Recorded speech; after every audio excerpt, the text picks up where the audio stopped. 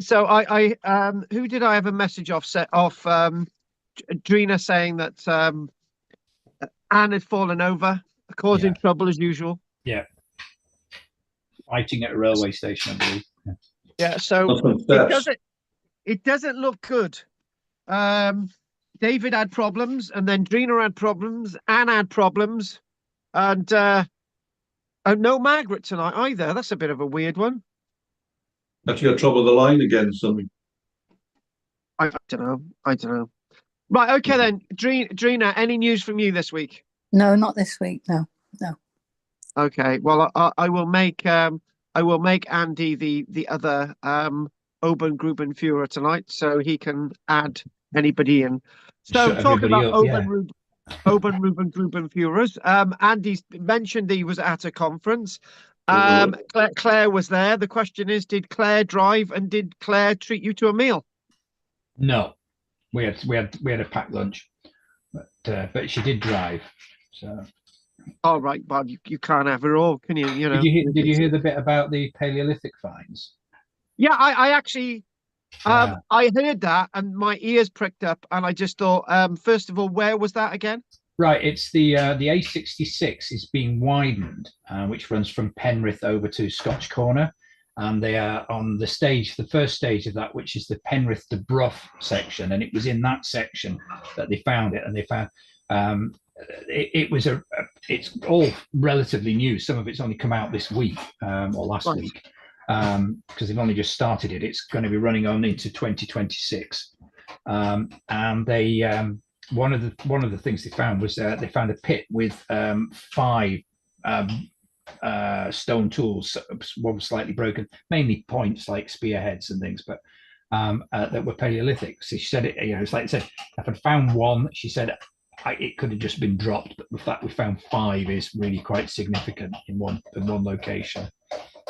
We don't have many finds like that here. Yeah, but it's not in a cave though, is it? So it's no, out. it's out in the open. Yeah. Yeah, that makes it just in a pit. That makes it really interesting. Yeah. Is there any connection with human remains there? Not in that context. They were dealing with everything, right through to modern times. It was a massive spectrum. And I was asking afterwards, thinking, how do you cope with that? Because there's so many specialists, and it was I can't remember which Wardle Armstrong, I think, are running it. So they've got quite a big database of experts to bring in, but massive projects and just covering everything.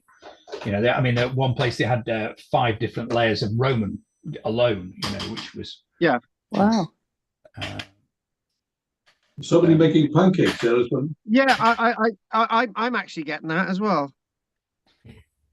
That's Judith, well, late cook. Well, yeah, I don't know. I don't know who it is. There's some banging in the background. I'm afraid that's probably Karen. Somebody's tapping right. Oh well. I'll You switch can't my microphone off in a minute then. So yeah. Right, okay. Look, not a problem. It's okay. Anything from you, David? No, sorry. Roger? No. Okay. I'm just looking up. I'm just looking up. Oh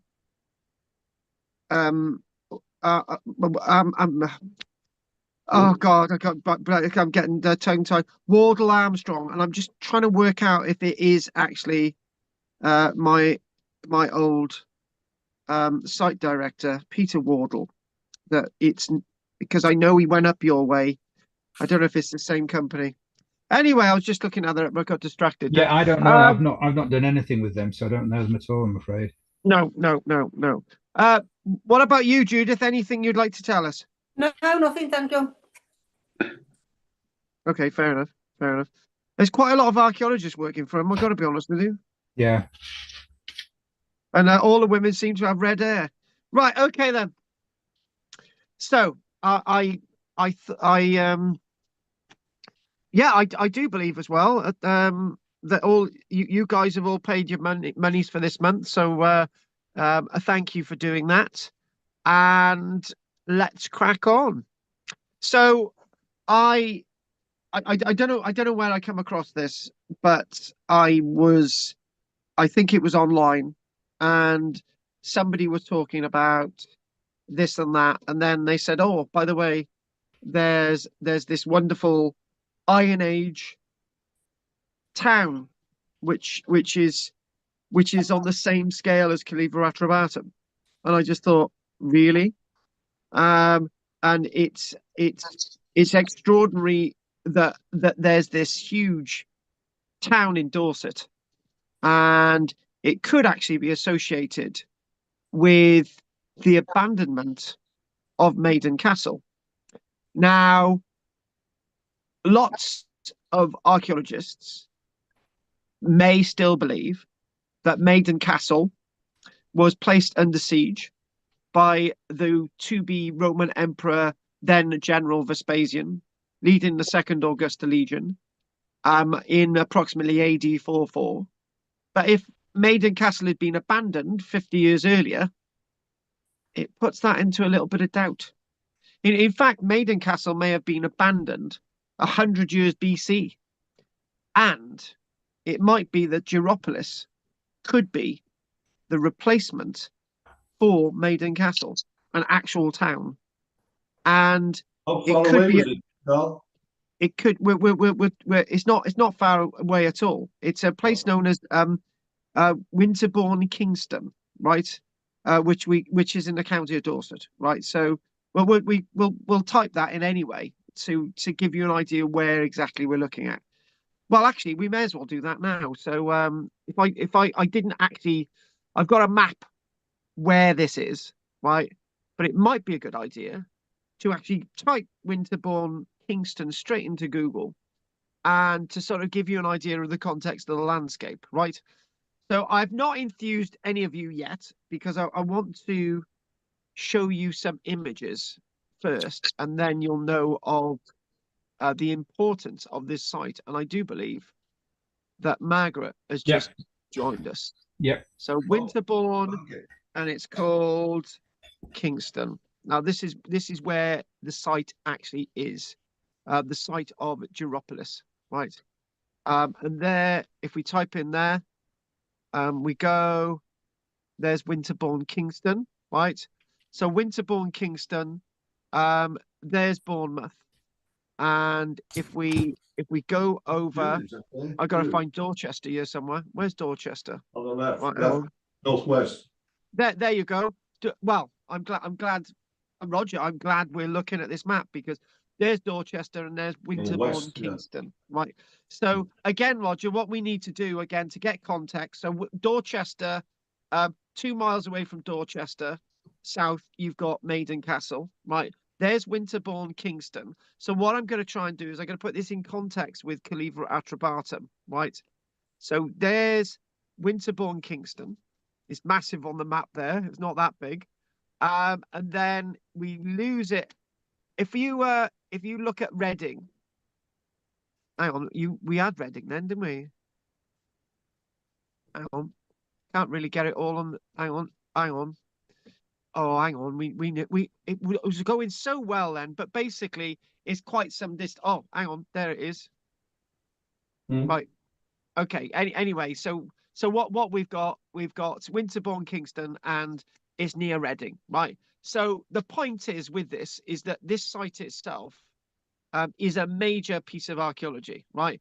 And it may have, if the Romans hadn't invaded Britain, right, it's very likely it may have started to develop something like this. And this is actually Calivra Atrabatum, when it was developed by the Romans. But again, I keep saying that if the Romans hadn't done what they did in AD 43, it's likely that this site of Duropolis and Calivra Atrabatum would have been two huge cities. And in fact, Calivra Atrabatum would have been the city of which was bigger than London, right? So that would have been a different sort of timeline. Things may have been slightly different. So what we've got lots of really nice images, and there it is.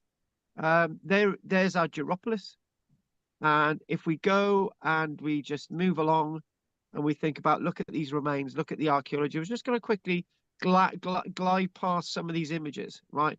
And you've got these wonderful things being found, wonderful types of burials, skulls, and you've also got a relationship with the later Roman era, but there you go. Most of the buildings that we find at Duropolis, right, are actually circular. So that there's lots of really interesting things going on with this. This site is hugely important, and we're only really starting to get to grips with it now. So if we move there and we think, what is going on? So what I'd like to do is I actually thought when I was actually going through this, I had a sort of order of things, and I just thought, where do we go first? And maybe what I need to do is make the announcement. And the announcement is pre-Roman town found during Bournemouth University dig and this is reported on the 11th of July 2015. So as cities go, as towns go, as Iron Age localities go, this is a major discovery. This is I don't know. There might be more of these out there, but in regards to something huge and different, this changes the narrative. And what I mean by changing the narrative, right? So so calm down a minute, Carl. I'm just thinking, right, okay, the changes the narrative, because look at this, right? We've got these big buildings. They've excavated 15 of them. There's over 150 of these buildings there in this area, right? And you're thinking, okay, when does this approximately date from? So about 100 years BC, right? Okay. So obviously Maiden Castle, which isn't too far away, right? It's towards the southwest. You start to think, well, okay, right? So Maiden Castle is obviously being occupied at the same time as this, isn't it? And archaeologists are actually saying maybe that's not the case. This is actually maybe the replacement for Maiden Castle. And in fact, strangely enough, people are not living in those banks and ditched enclosure sites. People are no longer living in these things. Or even if any of them, many people were living at these places in the first place. Because the grain storage stuff and places to keep foxes out. We've had those discussions before. But the relationship this is quite a strange one, right? And the strange one is there's a few things feeding into this, right? And what's feeding into this is that big massive sites like this, Maiden Castle, right? But people move their relationship with these sites to places like Duropolis. In other words, it's more, all the evidence tells us is roughly between about 50 years BC, running all the way to about AD 43, right?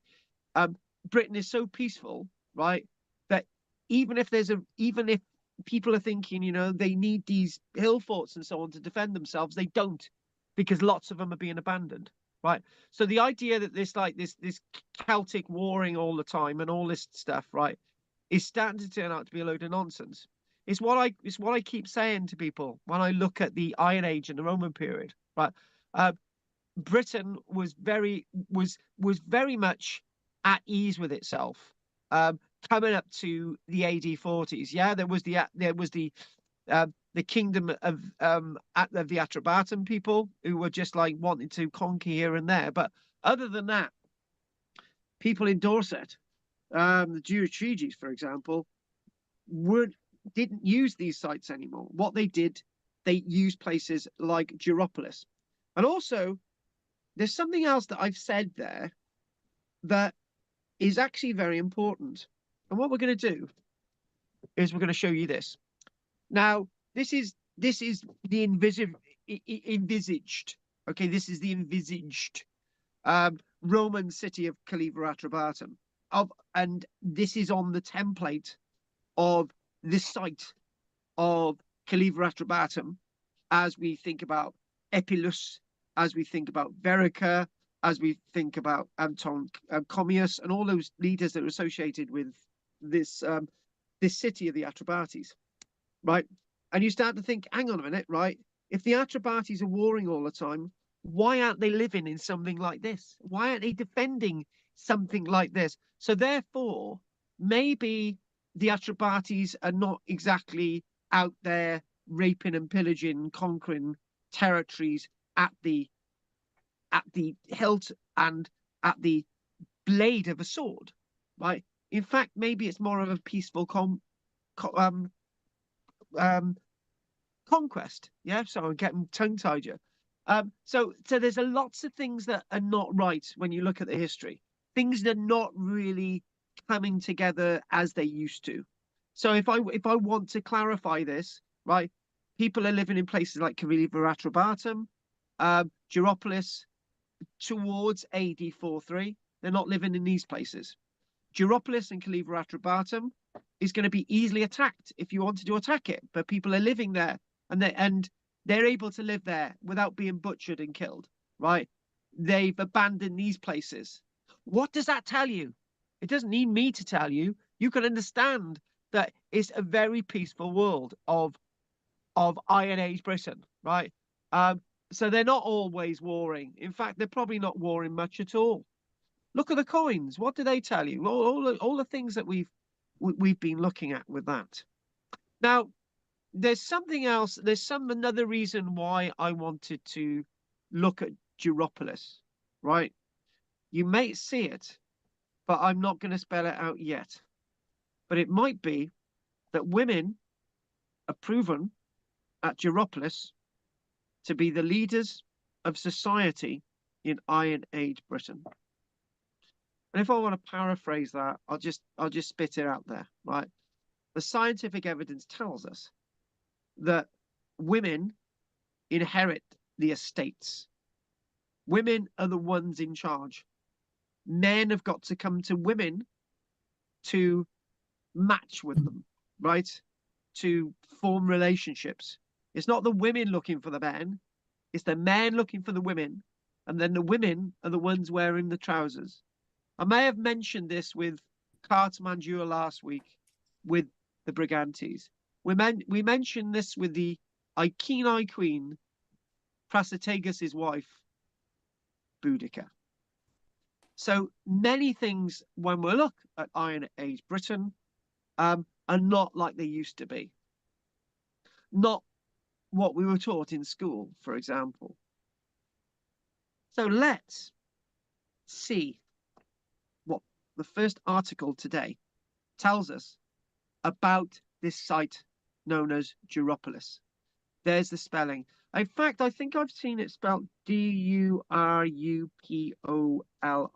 but Duropolis is, where we're going to go with this today. So let's go back with that really nice circular view, which is actually reported on by the BBC. So that's where we're going to go next. If I can get my slides sorted. And if we go to, where is it? Not that one. There they all digging. And you notice that most people on that excavation are women. I'm just saying. If you're in a market looking for women, right, become an archaeologist. But there you go. So pre-Roman town found during Bournemouth University excavation. Now, the dig revealed an aerial photography, an Iron Age, wait for it, township. What the bloody hell's a township? Township is an area, a settlement, right, of at least 150 roundhouses, right?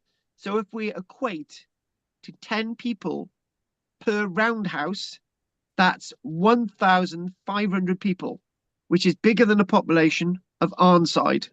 Well, I think it is anyway. Is the population of Arnside about 1,000 people? I can't remember. Something's kicking in. 2.5. What is it, Andy? 2.5. 1,000. Yeah. Yeah. All right, then I'm wrong. But you know what I'm trying to say. I thought it was just 1,000. Where did I get that from? Anyway, but Andy, what it was, Andy, when I moved to Arnside, right, it was a population with 1,000. But after meeting all those women, it's just exploded. Oh. So Anyway, let's crack on. Oh, So, shut up, Rod. oh, So, a pre-Roman town of 1,000. Start again. A pre-Roman town of 150 roundhouses, being found, and we now know it, Duropolis, at this locality, at Winterbourne, Kingston. The discovery of the town, now not township, town, lying along a hill slope, is a hill slope. Interestingly enough, again, Winterbourne, Kingston, has been described as, not my words, but I would agree, extremely significant. Extremely significant. Now, a guy who was involved in the excavations back in 2015 is a chap known as Miles Russell, who, if anyone knows about Miles Russell, you used to see him on Time Team a lot, of Bournemouth University. What we've discovered is one of the earliest, that's key, one of the earliest and largest open settlements in Britain.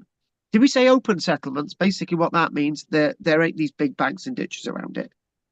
That even adds to something else. So again, let's just go back to what we mentioned a few moments ago. That the reason why I'm going back and forth on this is because this is so significant to try and change our minds, right? So when I was talking to you guys and saying, look at these bank and ditch enclosures, they're not exactly defensive sites. And you're thinking, but look at these big banks and ditches. And we've had those conversations over and over again, right? And then a few weeks ago, we were looking at the Glastonbury Lake Village, right? And I can remember sat here, there was me and Anne and Roger and somebody else. It was like, right, I saw Roger and somebody else, and I was really, these lake villages are clearly defensive. And me and Anne were saying, look, I don't think they are. They're more trading, right?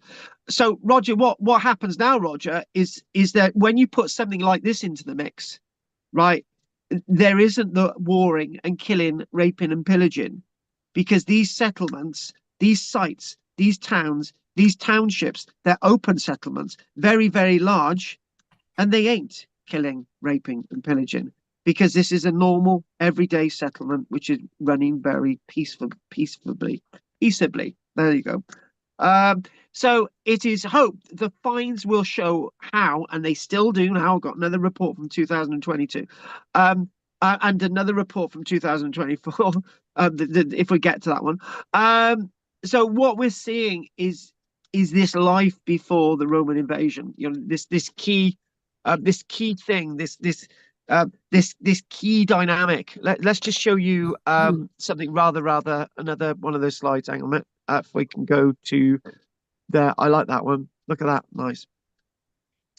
So what we've got is that so far they've excavated 16 Iron Age roundhouses, and again, that's a little bit of a plan of the landscape, so you can get an idea. There's loads of different phases. You can see there that there's two roundhouses, one there and one there. So it's likely that that's an earlier one and that's a later one, right? And there we go. We got some weird feature going in here. So there's loads of really interesting, dynamic things going on with the site, right? So then what we do say is that when they're excavating the site, we've got lots of animal remains, loads of animal remains, and the interpretation of the animal remains, which is going to be even more interesting when we get to it. A number of quern stones, so they're grinding their own grain, which is great. So we've got a population with surplus, right? That's the point. Surplus, right? You only have the ability to grind your own grain, right? And have a population, right? If you've got surplus and storage. Now, before we were thinking about those as bank and ditch enclosures, there are places like Maiden Castle, Hod Hill, and so on for storing your grain. But now these places don't need those localities. Lots of the staining, lots of those circular staining in the ground associated with the likes of corn dryers in the ground. Remember, it's a chalk landscape. And so we're grinding this. We're grinding the. They're saying that they're obviously grinding the grain, the corn to make bread, weaving and metalworking materials, which we've already discovered on the site. So what you've got another archaeologist known as Paul Cheetham. who's a senior lecturer at Bournemouth. And he says, well, basically, of archaeological sciences and project director, it exposes the myth that everyone lived in protected hill forts. Well, I didn't need to tell you that, guys. You know. These inhabitants lived in this fertile farmland. Yes, we know. Away from the traditional hill forts we are all used to hearing about. So now, people, I was right all along because I've been telling you this. And this is coming from people who are a lot more savvy than me because they're teaching this every single day in university. So the students were taking part in the Duropolis project. Again, reminder: the Duropolis are the people of Dorchester, an archaeological field school run annually by the university, studying the transition from the late Iron Age to the early Roman period in southern England. I like this because what the local farmer's done, the local farmer gets paid more to allow the archaeologist on site.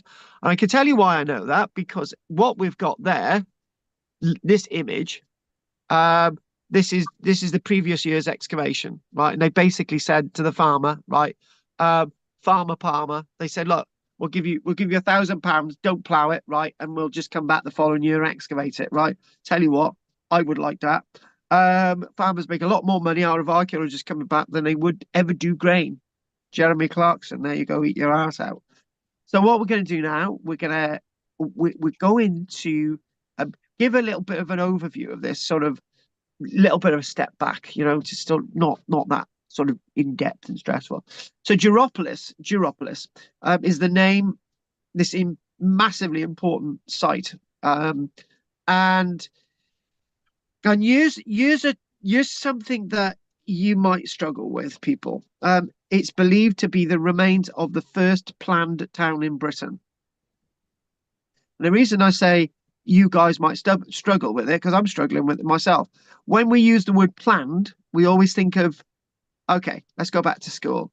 The Romans were the first people to come to Britain to plan our towns, right?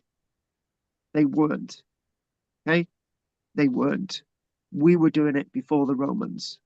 And going back to what I've said before, if the Romans had never invaded Britain, keep talking about this, we would have built our own towns and cities. And what are we looking at, boys and girls? Exactly. So the site's first discoveries were made only in 2008. They were just thinking about it in 2008. They didn't even know this existed in 2007. It wasn't even in the equation, right? So 2008. So what are we talking about? We've only known about this site for 17 years, and we didn't know it was a town until recent years, right? That was when they were starting to work on it. So the 32,000 square meters of Iron Age settlement, again, 32,000 square meters, and I need to work out oh God, I'm trying to work that out into I'm trying to put that into acres, actually, so we all know what that is. But anyway, I might one of you do your calculation on your phone and tell me, divide acres into 32,000 square meters. We'll get an idea how big this site is, if one of you can do that. Anyway, so it's believed to date from 100 years BC, right? And that makes it, wait for it, 70 years older than Caliva Atrabatum, right? So this is an image from 2023, actually. So somewhere along the line, somebody said we don't need these hill forts, right? They're not really relevant anymore. We don't want them, right? They're not in our game. They're not gay enough. We don't need them. We need to live in a landscape like this. And the site is, and why is it called Duropolis? Well, it's not named after Dorset or Dorchester. It's named after the Durotrigi tribe. Duropolis, Durotrigi tribe, is named after Durotrigis. Its settlement may have been associated with the abandonment of nearby Maiden Castle. and that's really difficult for me to get to grips with, right? It's like, okay, right, let's just tease you a little bit, right? So you've got this thing that's been built over, like, I don't know, initially the top part of the screen, right? You can actually see this here is a causewayed enclosure, or part of it, right? So, and this was two hills. There was one, not two hills, hang on. This was two hillocks, right? There was one hillock here, and there was one hillock there, and he joined them together, right? So the work of putting this together, right, has occurred over thousands of years. So if you think the first causewayed enclosure site was basically, I don't know, 14th of August, 1215, 3,500 years BC, right? And then somewhere along the line, 100 years BC, right? We're thinking that this site was abandoned. It was not abandoned because there was a warring tribe that captured this fort and killed everyone. No evidence, folks. They decided that they didn't need these banks and ditches anymore. They decided that they didn't want them. That's it. So when people talk about warring and killing in the Iron Age, they're talking out of their hats. They are completely wrong.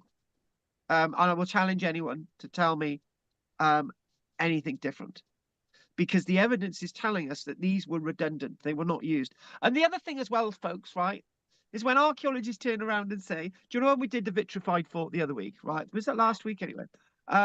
When we talk about, oh, these things were besieged by people, yeah, okay. Were they? Because they were not really being used by the time of AD 43, AD 50, 60, when the Romans were in Britain, right? So the history is really, really different. It really, really is. Anyway, oh yes, look at that one. Very odd there. So what they're saying is that they only realized in 2015 that it was a town. They were looking at it in 2008, but only in 2015 did they start to realize. That's only 9 years ago now, folks. And it's referred to as the Duropolis Big Dig project. And they excavated 16 of the buildings, when in fact they know of at least 150, at least, and other features. And the other features, burials. You know, the other features are loads of animal bones. The other features are sort of later Roman things. The other features are loads of pits in the ground. You know, it's teeming. You know, look at this big hole in the ground. Yeah. Love this big hole. Look at it. Wow. There you go. Carl, was that glass that was with those burials? If you go back 2 slides to the last one of the burial, there is that glass in, or is it? No, it's not. Oh no, it's stone, darling. It's stone. Yeah, It's flint. thank you. It looks like glass. Flint. Yeah. Flint, darling. Sorry, it does look like glass. It does. Let's go down this hole again, Andy, please. Yeah. I want to be in that hole. Look how deep that is. So you've got these storage pits. You know, you've got lots of stuff going on. And remember, they're digging into the natural horizons here. So the excavations continued 2016, 2017, right? And the discoveries were made that not only suggest that there was a relationship with these roundhouses, but it suggested that the elements of a real urban dynamic, an urban system, you know. And I don't know if you remember me saying this, right? The name that we give for Iron Age towns, like Caliver Atrebatum, is an oppidum. Okay, it's an oppidum. So because we've now got this one and that one, these are oppidii, right? Nice. There you go. So these are oppidiums, not to be confused with the word vicus, which is basically the word given to a settlement which is being built up around a Roman fort, right? Slight difference there. But what we've got is the elements of this urban system. Now, one of the things that I did when I was at Leicester University, right, was that we looked at urban systems, for example, in urban systems in Italy and sort of urban systems in North Africa and so on, right? And the urbanomics of this landscape is amazing, right?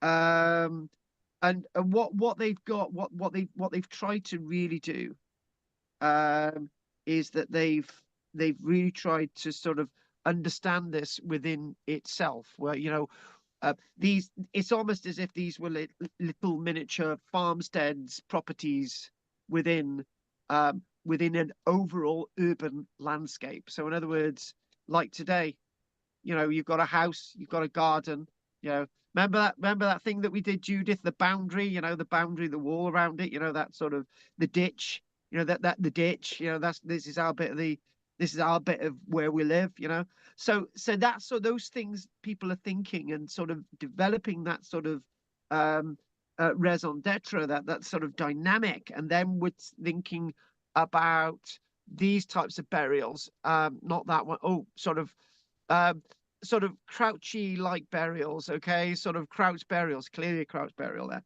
And so what they've got is they've got 9 crouch burials. Oh, suddenly we found some burials from the Iron Age. Brilliant. And so he's obviously in the university for analysis. Now, there's something really odd now. I got to show you. I got to show you an animal skull, right? Which we've already seen. So there we go. Now, can you see a jawbone? And you've got there. You've got a cattle head. Yeah. So what they found at this site, so we got a cow skull, vertebrae, and jawbone, right? And hang on a minute. Yeah, I do believe that jawbone might actually be horse. Can I just double check? Because I got a horse's skull. Yeah, hang on a minute. Where is the skull? Where's the Mary Lloyd? I'm gonna check something. There we go. Yeah, might be. No, it might. I think that jaw. I was just looking at that, thinking jaw. That may actually be the jawbone of a horse, I think. And you've got the top part of a cattle skull on the left. Anyway, I've distracted myself because there's something really interesting I want to tell you here. So a number of animal skeletons discovered at the site suggest that the Iron Age, it says the Iron Age Celtic population, but I don't like using that. The Iron Age population may have believed in a hybrid animal, akin to monster myths. It's a bit weird, isn't it?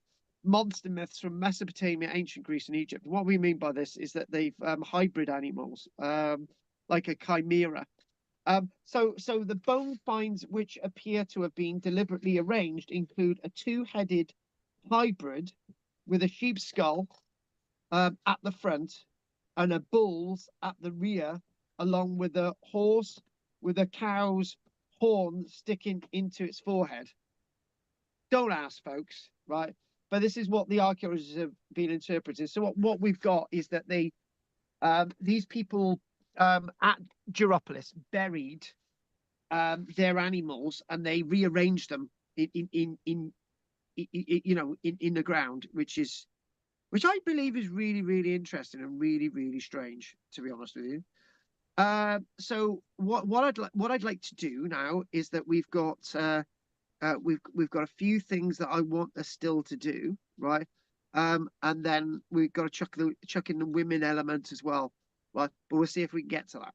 So we're going to go on to another piece, right? And then that leads us on to a Roman find, and then we'll have a break, right? Hopefully, if this works. So here we go. And this is to do with grave goods and so on, and various other bits and pieces at the site. And this is actually from 2022, right? So they got work in 2022, right? So it's very up to date stuff, actually. So let's just let's go to that body. Hopefully we can get the right one. Where's my body? Boo, not that one. Is that the one? Is that the one we're working on? Where's the little legs fold him over?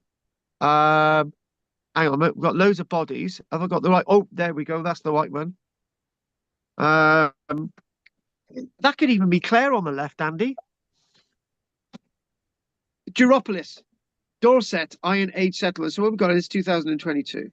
So we got a clearly crouched burial there, crouched body.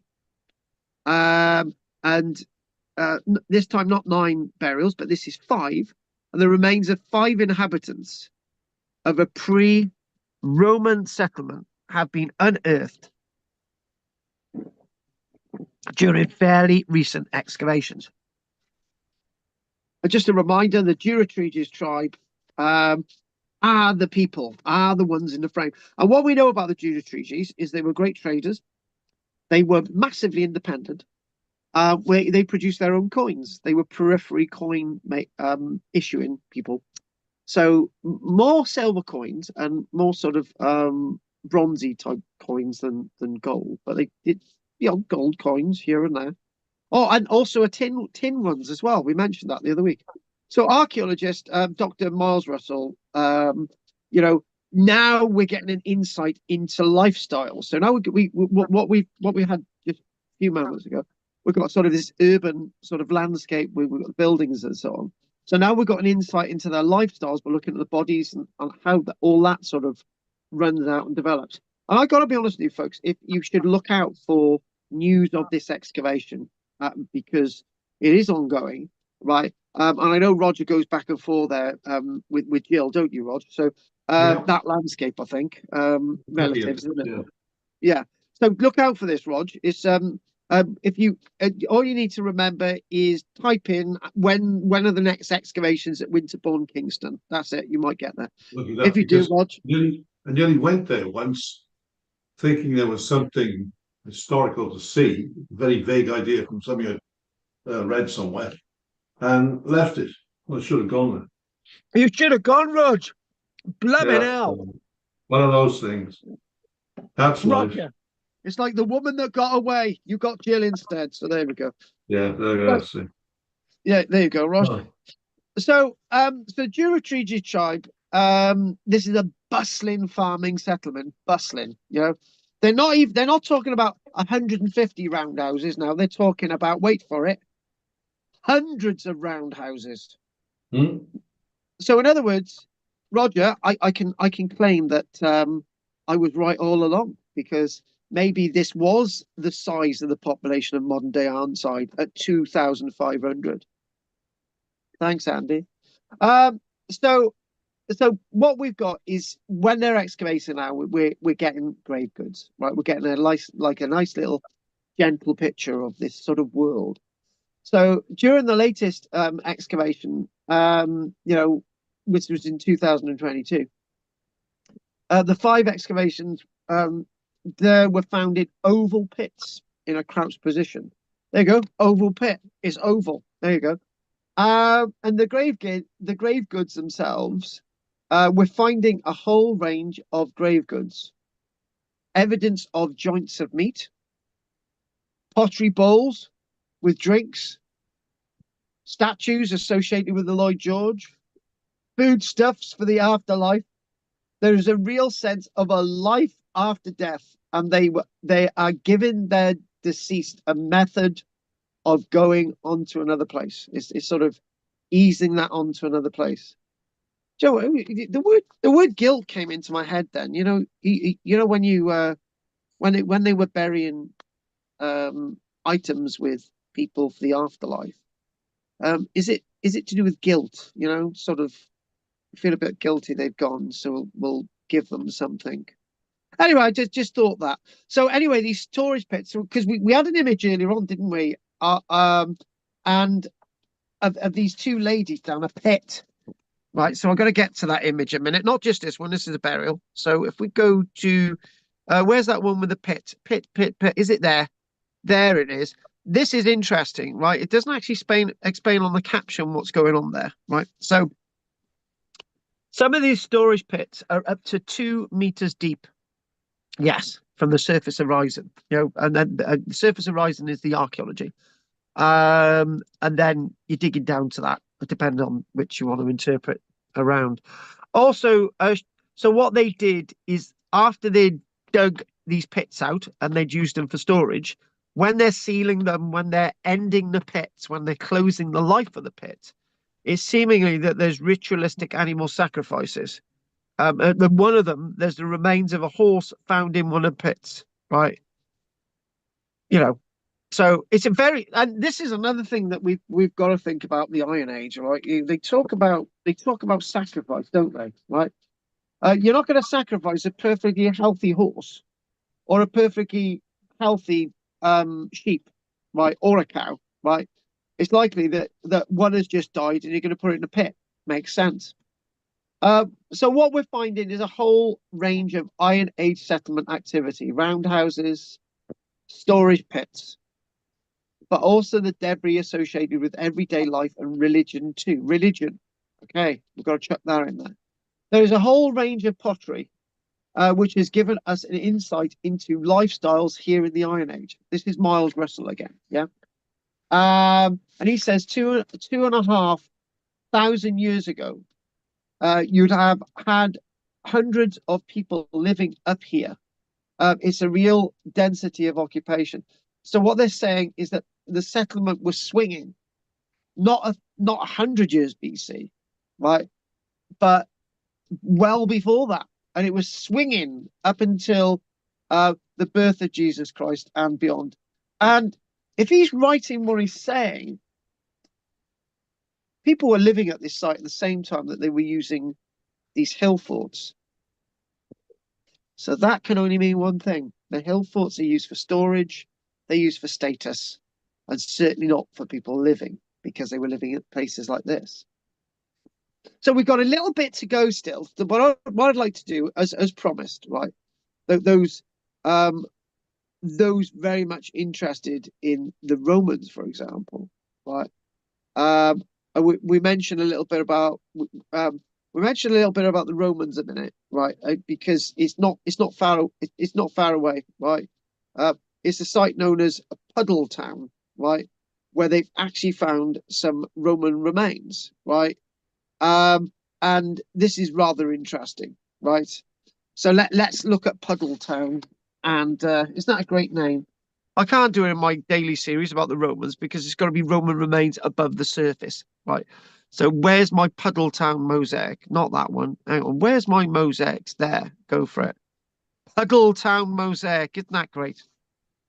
I just thought I'd chuck this in because it's in a Dorset landscape. The reason why I'm chucking this in here is I'm reminded that although we've got a significant city, a Roman city at Dorchester, right, and lots of Roman remains associated with that, right? In a way, you don't have as many Roman villas about in Dorset.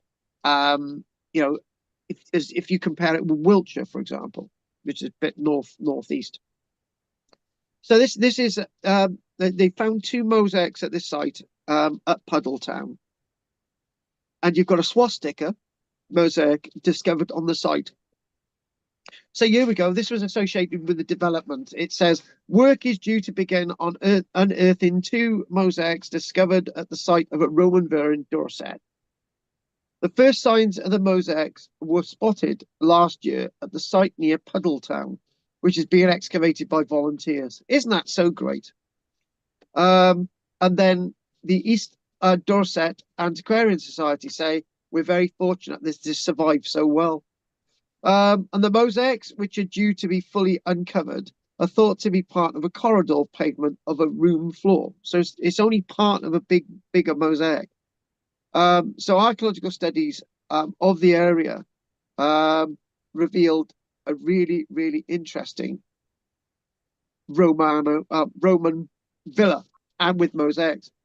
A large floor mosaic was discovered initially back in 2014. And to find a pavement like this is very rare and intact. It's very fortunate it survived. The villa was probably in use. This is very interesting, right? Up until about AD 500. There you go. The Romans never left Britain after all. You got Christianity there as well. It is close to the Roman city of De Novaria, which is in other words known as Dorchester, which isn't far away from our site, Duropolis. The builder's age has been calculated by analysis. The building's age has been calculated by analysing thousands of wait for it, Rog, barn owl pellets. The birds are thought to have roosted in the building when it became disused. We are learning so much on a daily basis about this wonderful site, and that's a really interesting as well. We've been talking about the Iron Age, and then we've been talking about like a Roman villa, and it was then abandoned, right? And listen to that point again, right? They were able to work out the abandonment of this Roman villa, right? And how it happened because of the analysis of thousands of barn owl pellets. Again, the birds are thought to have roosted in the building when it became disused. I think that's absolutely fascinating that the building wasn't set alight, right? It was just abandoned, right? Because owls are not going to live in a building that's been burnt out. They're going to live in a building that's just decaying, right? And they lived in this building, and it was just left. You know, they'd just gone. Whoever these people were, right? Sometime, I don't know, before AD 500 or thereabouts. And the barn owls tell us of the nature of the abandonment of the building. I think that's absolutely amazing. So more about Duropolis after the break. We're going to have a 15-minute break, but before we do, let's see if there are any questions. And for some strange reason, I'm feeling quite cold. Right, so I got to move the fire, I think. So I'm just going to go there. And somebody's put something in a chat box. It says, how many square meters? We said 32,000 square meters. So as Andy's asking that one, right? What as somebody is speaking, right? And somebody is also knitting a wonderful purple blue cyan top, Drina. It looks that way anyway. Drina, anything you want to say? No, thank you. No. Right, okay. Right, Roger. No, not for once. Okay, well, I'm trying to multitask you. What about you, David? No, thank you. No. Okay. Margaret, you got to say something because I'm trying to work out this meterage. Well, I missed the beginning. But do they know anything about the skeletons, whether they're male or female, and the ages? After the break. Oh, they do know then. You're just keeping us in suspenders, are you? Definitely suspenders, yeah. Checkered suspenders, yeah. It's just under 8 acres. Oh, you got there just before me. I've got 7.9 acres. That's Yeah. right. That's hang on a minute. Can you right? This is an interesting point, right? So if there's hundreds of houses there, right, it might be equate to the same population as Arnside today. So the question I'm going to make, right, is how big is Arnside today? Oh, I don't know. No idea of the area. I'll have to look online and Right. have a look. How big is a football pitch? 1 acre and a bit. So how many football pitches are we talking then? We're talking in roughly about 6 10 football by pitches. 5. About 6, did you say? Yeah, 6 football About pitches. 6 foot, that's big, isn't it? That's Well, quite. I'm trying to work this out with stands and not stands and stuff, you know. Yeah. So what I could do is how many acres is Arnside? Right. Okay then. Who have we got now? Andy. Andy's done his bit, is he? No, I don't know. I was quite surprised at the scale of those roundhouses as well that they were digging up. Because if you look at the people in them, I'm guessing the circles are the drip trays around the edge, but they were big roundhouses. Big was, yeah, it was. Okay, guess what? The acreage of Arnside is just under 20 acres. Really? Wow. Who said that? Dave. It says plus 150 odd acres of arable farm weird stuff. Far bigger than 20 acres. Yeah. Oh, It's a few thousand. That must be old information, I think. from Yeah, I would have 100 thought it'd be years bigger ago. than that. Yeah, I'm talking about the centre of Arn. I'm talking about the centre bit of Arnside, not sort of everything else. Anyway, let's not get upset about that. Let's not have a row, right? Anyway, Can I? this area, the point is Kingston, where we've got Duropolis. It, they were tightly penned in as opposed to the spread out nature of Arnside. That's the point I want to make. Good, and I think David's just made that as well. If it's bigger, anyway, right. Can I ask a Thank you for that, question? David. No, you can't. What? Go on, Trina. Romans had straight roads and straight-sided buildings, and the roundhouses, they're not going to lend themselves to straight roads, are they? No. That's why they weren't straight. Right. Okay. Right. Let's just sort of answer this. Right. If you got three roundhouses, right, and they're alongside each other, Yeah, the curtilage in front of you is going to be straight. yeah, So there's going to be a linear line.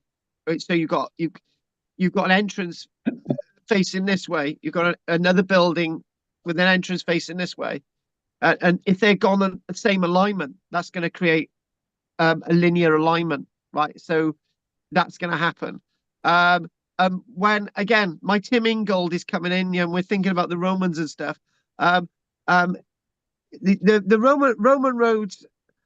This thing about Roman roads always being straight, it's actually quite a bit of a myth, to be honest with you.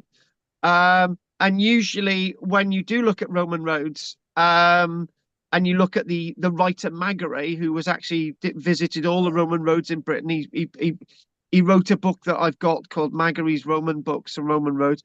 Roman Books, Roman Roads. The thing is, it's just basically a simple thing of an alignment. Going from A to B is going to be straight. yeah.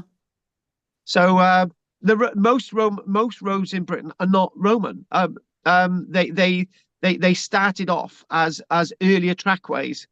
And if you think about, wonderful, but basically we've got those great the Dorset Cursus monument that goes on for miles and miles and stuff. That sort of goes up and down valleys in this way, and sort of it basically in a linear line. But that's not Roman. That's prehistoric. So, we can't always say the Romans did things. Oh, but the Romans didn't do everything square and linear. Look at the Colosseum. That's round. Look at the amphitheaters. They're round. Yeah. You've got to think outside the box with these things. But anyway, thanks for that. Thanks for that, Okay. Trina. Are the main roads going from cities to city straight, like your Ermine Street and Yeah, but you're thinking about this Roman mindset. What you've got to think about is that these people trading in the Iron Age, right? There's river systems, there's waterways. Their connectivity is not the same as Roman connectivity. I'll give you an example, right? For example, in the Industrial Revolution, right? They realized that canals were better than moving goods around Britain via roadways, right? And then canals were then replaced by train lines, right? What that's got in common with the Iron Age is that if there were no roads between location A and B, they may have actually used a river system, which is basically a metaphor for having a rail line. If you can't get somewhere via road, you use a rail line. It's the same. So you can't always think that there's a road between A and B. You've got to think that there's other opportunities. It's the same. It's the same as It's the same as getting to Jersey. There's no road to Jersey. You've got to fly, or you've got to take a ferry boat. you do now. Well, I hang on a minute. I don't know what country you're on, but I've never been able to walk to Jersey. Well, many moons ago, it would have been all connected, wouldn't it? I'm talking yeah, but thousands of years ago. I've No, got to be I, honest with you, love. That's a bit beyond my memory. Thanks. Right, Drina. I was thinking more of settlements and towns, Yeah. that the roads in the round the roundhouses wouldn't be straight. But I suppose, yeah, it's What, like this piece of string, isn't it? okay. Let me just show you an Iron Age settlement, right? Maybe we can answer this question now. Oh, hopefully it'll come up straight away. So, if we type in, maybe this will answer your question. So, forget about Duropolis a minute. An Iron Age settlement. Right, there we go. Oh, hang on. Right, okay. There we go. This is so basically what you've got. This is where's this a reconstruction of? This is a reconstruction of an Iron Age village near Peterborough, right, or a settlement. And the one thing that you can clearly see, Yeah. is that there's a linear road. Yeah. And just because the building's round, it doesn't mean to say that you've got a round pathway. You've got a linear pathway. That is my point. Yeah. Okay. Yeah. Yeah. Yeah. So and you also this is another thing, right? They usually say that all Roman settlements are actually playing card shape, or so if okay, look at Londinium, right? Londinium, right? So an image of Londinium, right? There is Londinium, right? Does that look square? Does that look rectangular? No, it's all over the shop. Lincoln is the same. Lindum. Lindum is also the same, right? An image of Lindum, right? So, oh God, you're not helping me out here. Lindum plan. So there we go. Right. Okay. Oh, right. Okay. For example, this is a plan of Lindum, right? It's sort of rectangular, but it's not. It sort of goes off at an angle, right? So in other words, there's no real archetypal sites in Roman Britain that are typically sort of straight line stuff. For example, look at Caliva Atrabatum. It's a hell of a state. That's not a square. It's like trapezoidal rhombus shape thing. Oh, there you go. In the bottom there, you've got a round amphitheater. So what I'm trying to say, Drina, not slapping you across the face, I'm trying to say that don't believe everything the textbooks tell you. Okay. Think outside the box. Isn't that amphitheatre the only thing that's left now? Oh, Caliva Atrabatum. Yeah, I think that's about all that's left. Hang a minute. Hang on a minute. Right. You have just tripped on the biggest banana with Caliva Atrabatum. I did a video of the wall that goes around the entirety of Caliva Atrabatum. Oh, I good. thought like you thought. Let's have a little look at the wall around Caliva Atrabatum, and it's absolutely a corker. It's practically intact, right? So let's just type in Caliva. There's I was, yeah, I did a video on this. I actually surprised myself. It's practically intact. Caliva Atrabatum wall. So there we go. Image. That is the wall that goes around Caliva Atrabatum. Hang on a minute. I actually yeah, that's the wall that goes around Caliva Atrabatum. Oh wow, yeah, exactly. Let's say it together, Margaret. After 3, 1, 2, 3. Oh wow. Wow. Oh wow, Cheerios. Shut up. I tell you what. It's a wall to die for. There's a bit of the conserved wall. It's a There you go. Yeah. You've got one of the angles. That is the wall that goes around Khalifa Atrabatum. I tell you what, right? Oh wow, Cheerios, right? I would just go there to see the wall, right? Then go on a hot date with Michelle. Right? No, I would take Michelle on a hot date to see that wall. That would be great, and she'd be going, "What? It's a wall? Yeah, no, it's a lovely wall, brilliant wall." Mankey I, Wall. and look at this, right? Some of the excavations at Khalifa Atrabatum, right? Ooh, So what they're doing, obviously, this is these are the buildings and loads of other things that they're looking at Khalifa Atrabatum. But what they've got is yeah, you've got me going off on one now, right? Okay, then I've gone off. One of you should have told me to stop, right? Right. you told me What? to shut up. Right. I tell you, one of the big problems with these big Roman sites is that they never go below the Roman layer, because there's so much interesting Roman stuff, to see if there was a site before that. And you are very, very right. When you oh, how do you think about this one? So basically, when you look at, for example, Chaya Went, Ventus Ilurum. We know loads of stuff about the Roman stuff at Ventus Ilurum, but the textbooks basically sell Ventus Ilurum. The Romans established a new city for the local people. Well, but then again, did they? Andy's got a good point there. When we look at Londinium, the archaeology at Londinium is so deep, right? But so by the time you get to the Roman stuff, you're worn out. You don't want to go any deeper. And what they are starting to find, there's a blip in my mind saying that they're actually starting to come across earlier stuff in London.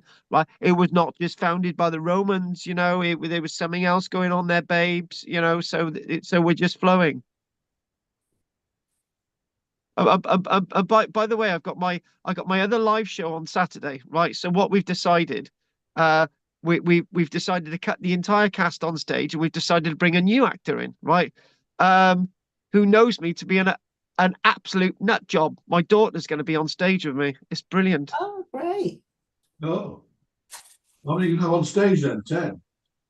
No, not all my children. One of my daughters, Roger. No, that's just just one of them. Actors and that. You've got other people on there. No, it's just me. It's just me and my daughter on stage. We're gonna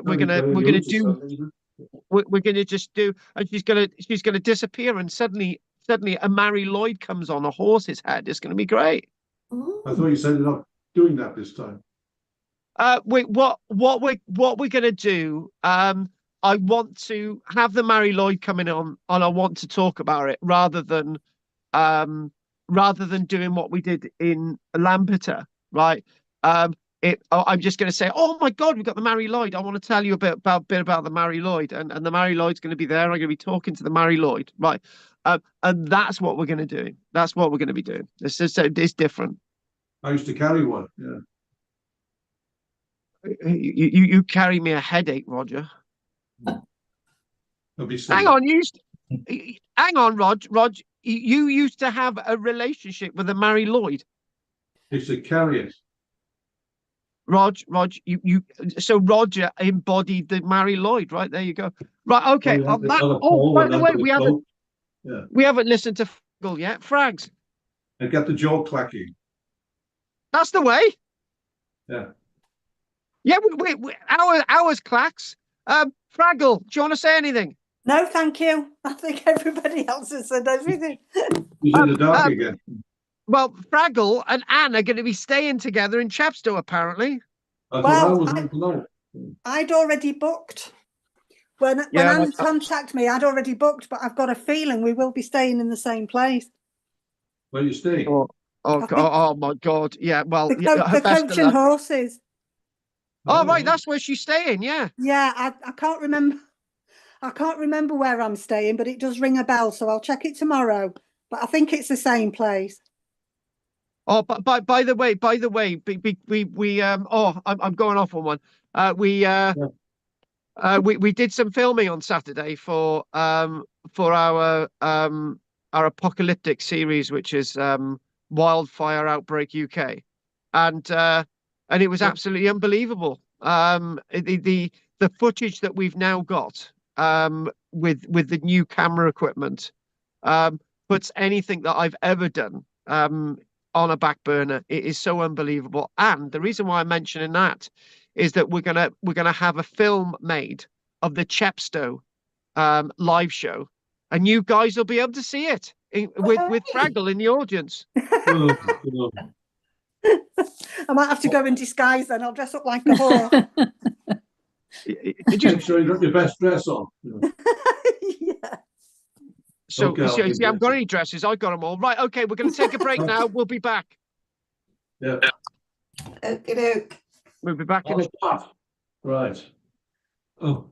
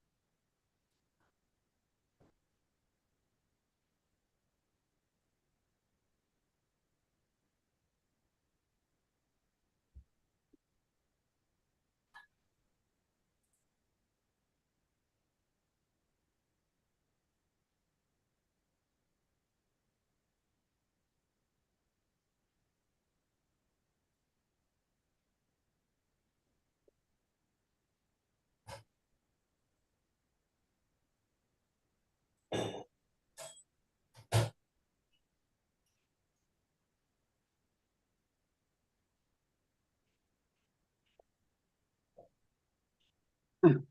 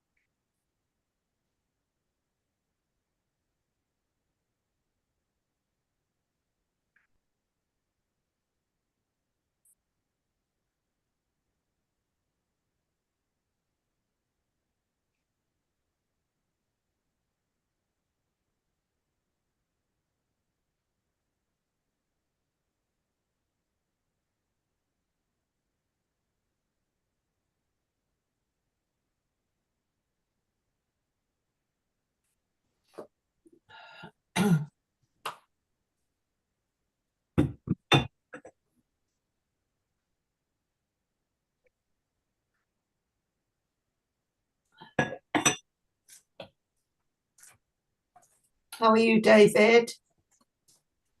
All right, thank you. Oh, I can see your ceiling all of a sudden as your camera moved. Whose ceiling am I looking at? It's probably mine. Oh, Drina. Oh, I recognise your light fitting. Yeah. I've had awful toothache this week. Oh, Yeah, I saw my NHS dentist, and they said they thought it was a premolar, a little molar, and gave me some antibiotics, but they couldn't treat it. They didn't have time. and it really flared up on Friday night. Oh, wouldn't you know? Typical Yeah. Friday night. Yeah. I was in agony. Yeah. So I phoned up and got to see the dentist at Kendal Hospital on Saturday morning. Thank goodness. And we couldn't locate which tooth it was. Oh. It was just the whole of one side of my mouth was just really aching. Oh, So it was X-ray. they did it. He did an X-ray, and he said it could be the back molar. He could see a shadow there. So he said, "Right, we'll go in to the back molar." Oh. And he said, "Yes, there's a cavity there, and quite a lot of decay." So he said, "You'll have to get your dentist to do a root canal filling." So he's just put a temporary one on. Yeah. But Saturday night, I was still in agony. Oh. And I just wanted to die. I don't know if you've ever had toothache like that. Not like that, no. Go on, Roger. Do the running commentary. I'm loving this. Oh, it was awful. Anyway, the dentist phoned me up at home because he was very concerned, and he said, "Are you all right? Did I get the right tooth?" I said, "No, it's still hurting." So he said, "Well, come to the hospital straight away." And he found another tooth that was dodgy, and he's done a root canal filling of that. And then he phoned me up again yesterday to see if I thought, God, I've never had a dentist phone me up at home before. He fancies you, you silly woman. No, he doesn't. No, he doesn't. Don't be silly. He's just a very kind, conscientious man. I wouldn't say no. Oh, no,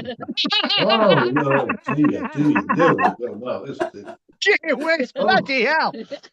Don't listen to it, Carl. But just a very conscientious man. You got another toothache coming on now, then? It's yeah. Well, I thought, I wonder if he'll ring again. Can I stop you? Did you say you got a bat molar? A what? A bat molar, B-A-T. A molar, a big. You said a bat molar. No, I didn't. Don't listen. The one he thinks is a premolar, which is a little molar. Hang on a minute. How old are you, for God's sake? 15? Don't ask a lady your age, that's rude. No, a premolar's a little one before the big molar at the back. Yeah, but I thought they were all gone by now. No, they're all got fillings in them. Yeah, it's still aching a bit, so I might have to go back. Did I ever tell you what happened to me when I was a child? When I was about 7, I was on the Pebbly Beach in Barry, and my brother chucked a rock at my face, right? So it buggered up my incisor and a couple of other teeth, right? Anyway, we waited until Monday, went into the doctor's surgery, and not the doctor's surgery, the opticians, and my mum was taken aside and said, "Do you know your son is hours away from having the abscess? It could kill him, right?" So they took me into surgery straight away, and they did this experimental surgery on me, right, which is meant for the rest of my life. I don't suffer the same pain as you guys. Well, you're very lucky in that case. Basically, things can happen with my teeth, right, and they can just fall out and whatever, and I don't have the same effects as you guys. Well, I'd like to swap teeth with you in that case. Well, I wouldn't advise it, love. Right. Anyway, can I just mention, right? I've been hoodwinking you for the whole lecture because there's something extremely important at the end of this Duropolis bit, and I've already mentioned a little bit about it. Right. We're just going to leave that to the end. Anyway, let's crack on. Can I just? No, you can't. Go for it. When I said it was the A66 route was what's it? Armstrong. It's not. It's Oxford archaeology, or subsidiary of Oxford Archaeology North, called Oxford Cotswolds Archaeology, that are doing the A66. So it's not what's it? Randall Armstrong Wardle. Armstrong Ward. Yeah, it's not them. They were doing that. Was another talk they were doing. Yeah, got a better correct. Look, the main thing is they're finding Paleolithic stuff in the middle of a field. Right, that's what I want to know. Yeah. Yeah, well, what it also says is it's an ancient trackway across the Pennines that's been used for thousands of years. Long before the Romans, who also used it, of course. Nothing but bloody housing estate. Yeah. And there was interesting, there was a development there as well that was right next to a bog. Like we were talking about the Somerset marshes, and thinking, why would they build a village there? Well, they built one up there as well, right next to a bog. Thinking, was it the same building company, you think? Probably, yeah. I think they kind of just moved around the country building by bogs because it was easier and flatter. What, Swampy Incorporated? Hey, I got to tell you this, right? Those that will understand, right? We've got a production company we've just formed, right? Because and we were going to call it Wildfire Cymru Productions, right? But because you've got to apply directly to the Secretary of State for Wales, right, to use the word Cymru or Wales, what we've decided to do, we've decided to drop the U to get it past Company's House, and that's what we've done. What? I thought I'd mention that. Right, let's just get on. Right, nobody was interested remotely in that, Roger. It was almost as if I died in the room then. Oh, well, be quiet about it. You were just gobsmacked, really. No, you weren't. It was just embarrassing for me. Right, you ruined my day, and that's it. Right, okay. So we've got 3 bits coming. We've got 3 bits of this lecture, right, and the end bit. Right, so we've got to do all this. That's very deep. We've got to get back to Miles. Where's the image? Oh God, I'm all in a tiswas. Oh. By the way, look at that bloke. It'd be ideal for you, Margaret. Bournemouth University excavation finds significant Roman remains. There's Miles. So obviously back to what we said. So the 5 skeletons were found within an enclosure about 100 meters from a villa that was built on top of this wonderful Iron Age settlement, right? So what we've got is, we've got this amazing Iron Age site, and then later on there's a couple of Roman villas built on it. So the discovery of 5, so continuity, in other words. So the discovery of 5 skeletons near the site of a Roman villa in Dorset has been described as unique and significant by archaeologists. The 2 men, hermaphrodite, and 3 women are thought to have been the owners and occupants of the villa from the mid-300s. Miles Russell of Bournemouth University said it is the only time where a villa and occupants have been found in the same location in Britain. No, that's not actually true, to be honest with you. That is not true at all, because with the archaeological excavation by John Story in 1886 at Lantwit Major, Clan Mice, they DNA the people there, and they found out that some of those people were directly related as the builders and owners of the Roman villa. So that fact's wrong. Anyway, sorry about that, guys. I just went off on one.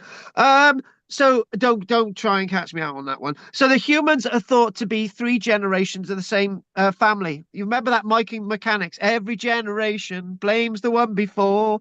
So the remains were found about 100 meters from the villa, which was excavated last summer near the village of Winterbourne, Kingston, which is associated with this amazing site that we're talking about today. And there it is. There's bodies within an enclosure. Look at that. So this is directly on top of the Winterbourne Kingston Iron Age site, and these are later associated with the Roman villa. So the graves appear to have once been surrounded by a palisade-like structure, like a family tomb. It's a bit skew-with, mind. Anyway, can you imagine that, right? The grave digger, right? Well, we got one over there. We're not exactly sure where the other 4 are when we've dug that one on the top there. They're all over the place. It must have been an Irish gravedigger. I got to be honest with you. Miles Russell said that the find was unique, and no one has ever explored beyond the big house. whatever that means. It would be extremely odd if these were not the occupants, given the closeness of the graves to the villa, 100 meters away. The fact they are high status burials in an enclosure and there is grave goods with them. Oh, and there's another body here. Hang on a minute. Let's chuck the other body in. Look at that one there. He's got a bit of a headache, Margaret, because there's a hole in the head, but that's life. So here we go. So where are we now? Right. So yeah, right. So the fact that they're high status burials in enclosure and there is grave goods with them. You wouldn't just bury anyone in your own garden. I might. This could provide us with significant information never retrieved before ever in the planet, right? About the state of health of the villa owners, their ancestry, and where they came from. So do you know we mentioned the other villa earlier on, which the I can't remember the name of it anyway.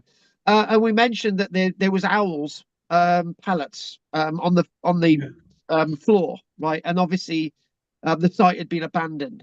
But these are obviously people who were associated with the villa, right?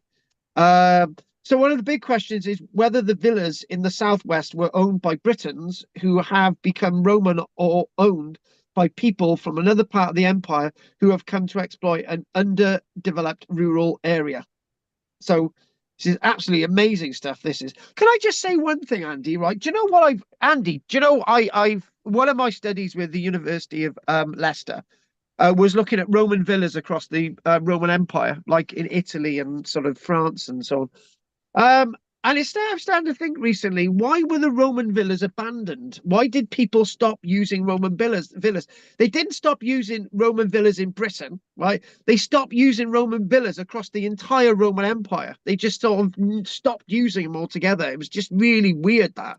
Anyway, going back to this, all the villas in Dorset, after the Romans got you, are late Roman.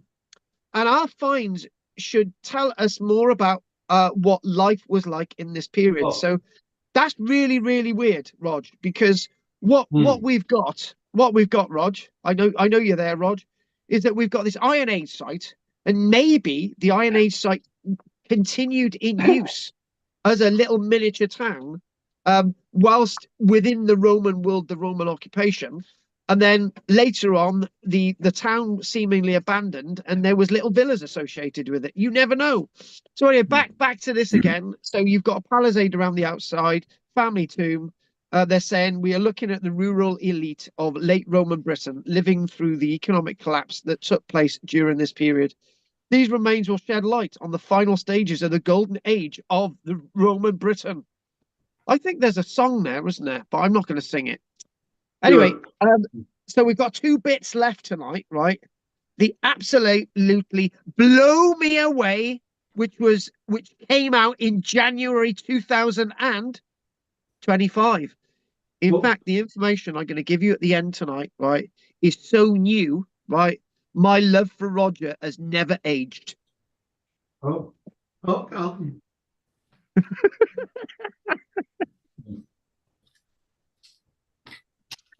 Anyway, right. So let's go with a strange body, right? Which is this one, right there. There it is. Oh, and by the way, 90% of the excavators on this archaeological excavation are women, and you'll find out why at the end. Sacrifice remains from 100 years BC on the 14th of August, right? This dates from 2022, right? So I'm going to read through the whole thing, right? Because it sort of adds to the build-up, right? So a team of 65 Bournemouth University archaeology students exploring an Iron Age site in Dorset County have been credited with a significant discovery.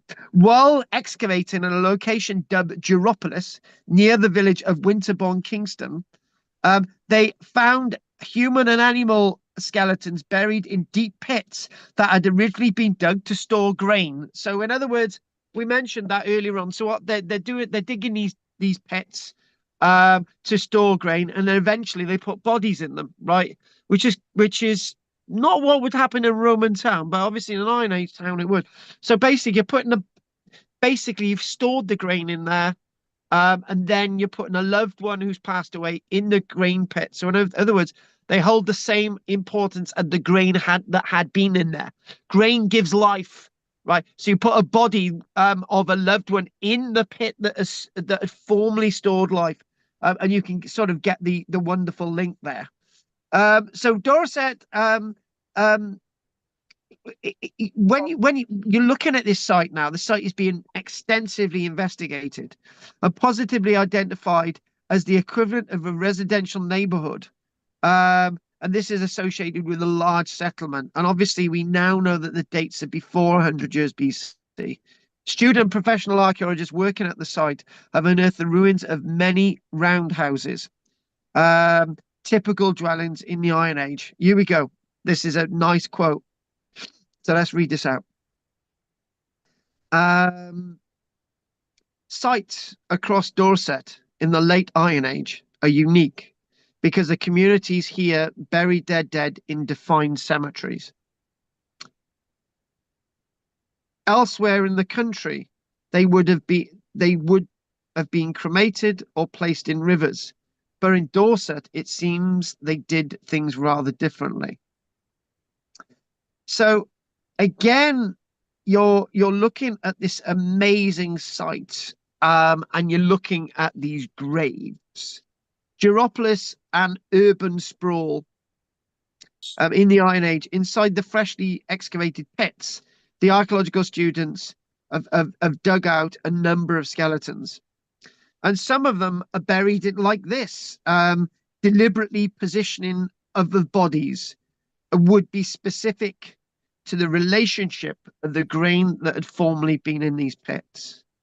The bodies were interred along with a selection of grave goods, specifically food and beverages, that were apparently intended to be gifts to the gods.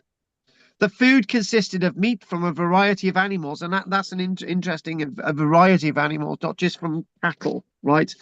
Revealed by animal bones and joints found inside the burial pits. Oh. No traces of any liquid drinks were found. Might get traces on pottery and so on, or even the bones themselves. But the archaeologists have deduced that such drinks were once they're based on the presence of pottery bowls placed beside the deceased. They might have been in wooden bowls. They've not survived, and therefore you don't get the traces, right? The members of the archaeological team were shocked to discover so many animal remains. So many animal remains buried alongside human remains. So here we go. The animal remains that we're finding placed in the bottom of pits would have provided weeks of food for this settlement. So it's significant sacrifice to their gods to bury so much in the ground, right? And that is a really interesting point. And one of the things I started off with today was the fact that the only way you're going to get a big settlement like this is because you've got surplus, you've got lots of grain and stuff, right? So you can afford to have a settlement, you can afford to have excess and people living with each other. This is going even further. So when the grain pits become contaminated and they're no longer useful, you would then put a body in them, right? But you'd also put some of your valuable food in the body, right? Not just bits of animal bone. But the one thing, they might have put skulls in them because there's not as much meat on the skull. So there we go. Are these ritualistic elements? These they're not exactly animals being sacrificed for the person to be buried, right? This is part of their normal foodstuffs, but obviously giving up some of the joints of meat is quite significant. Spiritual purpose. In some of the pits, the animal parts and bones of different species were intermingled. In one grave, for example, the archaeological students found a cow's head placed on the body of a sheep, which is quite strange, to be honest with you. As Miles Russell said, we don't know why they would have done this. It's frankly bizarre, he says, but it's a fascinating new insight into their belief systems. Now, with all of this said, the area where the grave and sacrificial pits were found is is all associated with this wonderful settlement that we're talking about, Duropolis. Remnants of more than, as we know, over 150 houses, and coming into hundreds, a densely populated locality. And as they're starting to look at all of this archaeological evidence, before we get onto Ples de Resistance tonight, no one knew what might be unearthed at this site since 2015. And the concept of urban sprawl, the concept of an Iron Age world that we didn't really know existed until a few years ago, is now coming to us in the light of day. Solving the mysteries of England's ancient inhabitants. When we start to look at bodies, we start to fill in those huge gaps. Listen to this, guys. We know a lot about life in Britain during and after the Roman invasion because so much has been written down. Well, it's not exactly true, because we've got I know what Miles Russell is saying. You know, we do have stuff written down by governors and historians like Cassius Dio and Tacitus and Pliny and all these other writers, right? But it only tells us a little bit, right? Which is quite significant, because we don't have much before, except we haven't really translated any of the stuff that was in Iron Age Britain before. But anyway, moving on, Miles Russell would then say, but we do not have anything written about life before. The answers to how they lived come solely from what we find in the ground. In addition to the animal and human bones, some cultural artifacts have also been recovered during the latest excavations. Some of the most exciting finds we have excavated from the excavation include a ring that we found on someone's finger in an associated burial. Imagine that. Who has been working on the preservation of all the site's artifacts. It's a copper alloy, perhaps bronze, and it's nice to find that, as rings of this age are not common. What I'm going to do, right, we're going to just flick through a few of these images now, right, because this bit's coming to an end, and then we're going to do the big bit at the end, the big reveal. So students have been digging up all the storage pits that they've been excavating, animal bones, and there we are looking at the excavations in that huge pit in the ground. Along with bones of the deceased, they have recovered some pottery, charcoal, jewelry pieces, and flint. Some of the pits were used exclusively for garbage. And I know what Andy's saying earlier on. Those are archaeologists there. These buildings are frigging massive. They're huge buildings, absolutely huge, right? The excavations at the ancient graveyard, back to that, will continue for a while. You know, there's loads of stuff for them to excavate. And again, there they are again. And note, there's mainly women on that archaeological excavation. We'll come on to that soon. And so after the recovered human bones have been analysed, they will be reburied in the ground in the same spots from which they were recovered. Guys, do you mind me reading that again? Because that's revolutionary for me, and Andy knows why. After the recovered human bones have been analysed, they will be reburied in the ground in the same spots from which they were recovered.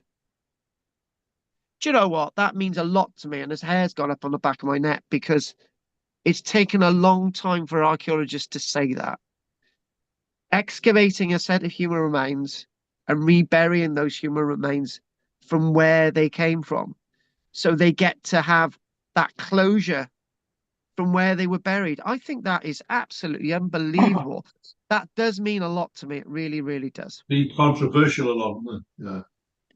Yeah, Roger, that is it's yeah, I'm loving it. I have had contact with Bournemouth University in the past, but and it's been always positive. But now what we're going to do the big reveal, right? So this is the big bit at the end. So what we're going to do, that is a woman buried there, and that's a woman excavating. And why am I saying a lot about women in this? Listen to this, babes. Ancient DNA reveals Iron Age society led by women. Yes, they were. Women wore the trousers. Genetic research uncovers a matrilineal matriarchal society in Iron Age Britain, revealing empowered women and unique burial traditions, customs. Look at that. And this is really significant. Excavating a late Iron Age Duropolis burial at Winterbourne, Kingston. I love it when we get to this, because it's a few things have changed in this lecture. Archaeologists reburying the archaeological remains from where they actually came from, and then the big reveal that one of the significant things that I've been trying to say with women excavating at this site is that women have a different take on archaeology, i.e. it's not about warfare, it's not about killing, it's not about swords, it's not about all that masculine crap, right? It's actually getting to what society was actually like in the Iron Age, because this is what we're finding in the DNA. And this image is great. Look at that. Amazing. And look at that. There they are, and this, I tell you what, right? I was trying to just look at that chart, and you can see that women dominate that anyway. The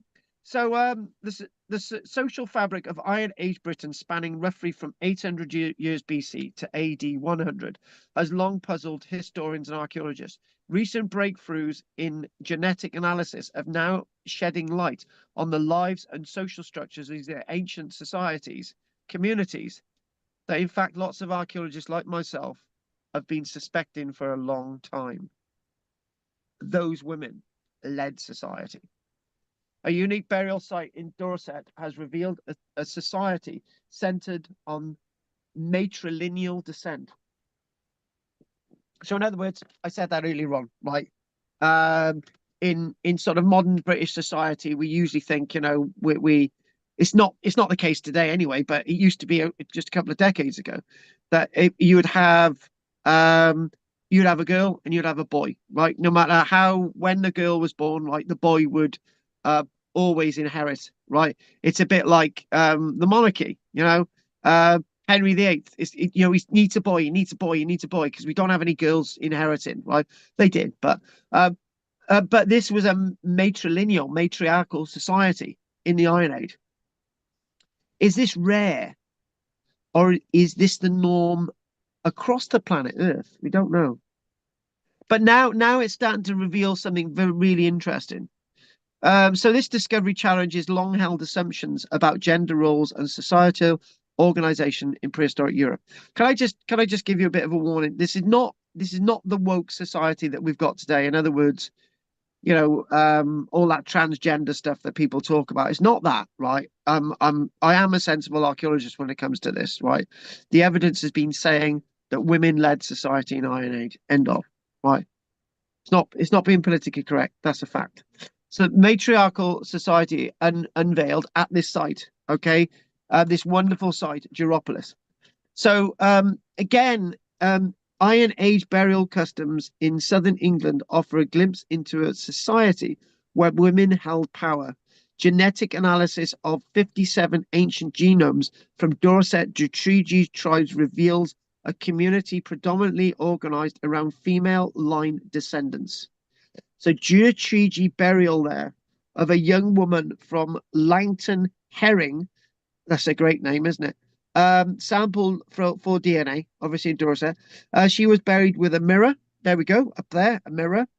And jewelry included a Roman coin, amulet showing a female charioteer representing victory. So usually, this is really odd, because in Roman society, men dominated, not women. So researchers reconstructed a family tree, and I got to be honest with you, I'm looking at this. I glazed over earlier on. I really did. We're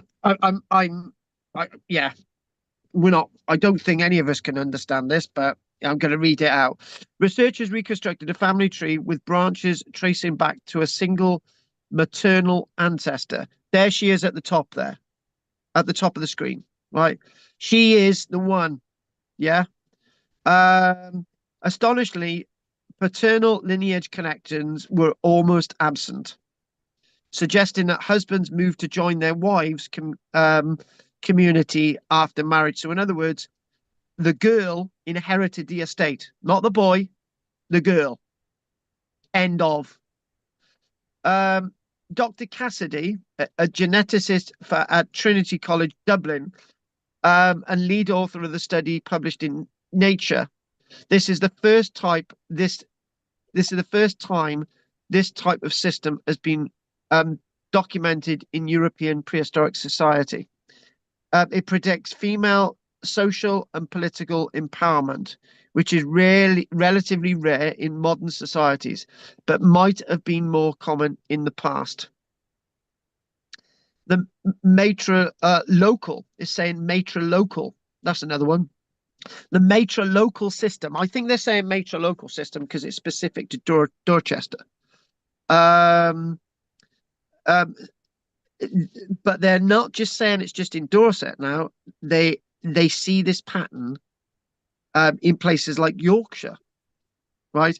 For example, genetic data reveal that a dominant maternal lineage has been established at least 400 years BC. So up there in north near Fraggle, right, we have Iron Age society organized by women. There we go. Carta Mandua Brigantes, roughly about AD 40. There we go. To our surprise, this phenomenon had deep roots on the island and was widespread. Let's remind ourselves of Boudica. All right. So Duropolis tribal burial customs further highlighted the prominence of women. Let's mention Boudica again. When Prasutagus' will, the husband of Boudica, he basically said, well, I will leave my estate half to my wife Boudica, not a son, to Boudica, right? And the other half is given to Rome, right? The Romans said, hang on a minute, hang on. That shouldn't happen, right? Shouldn't happen. Nothing's passed on to women, right? It's an Iron Age British thing. So this is what caused the problems, yeah?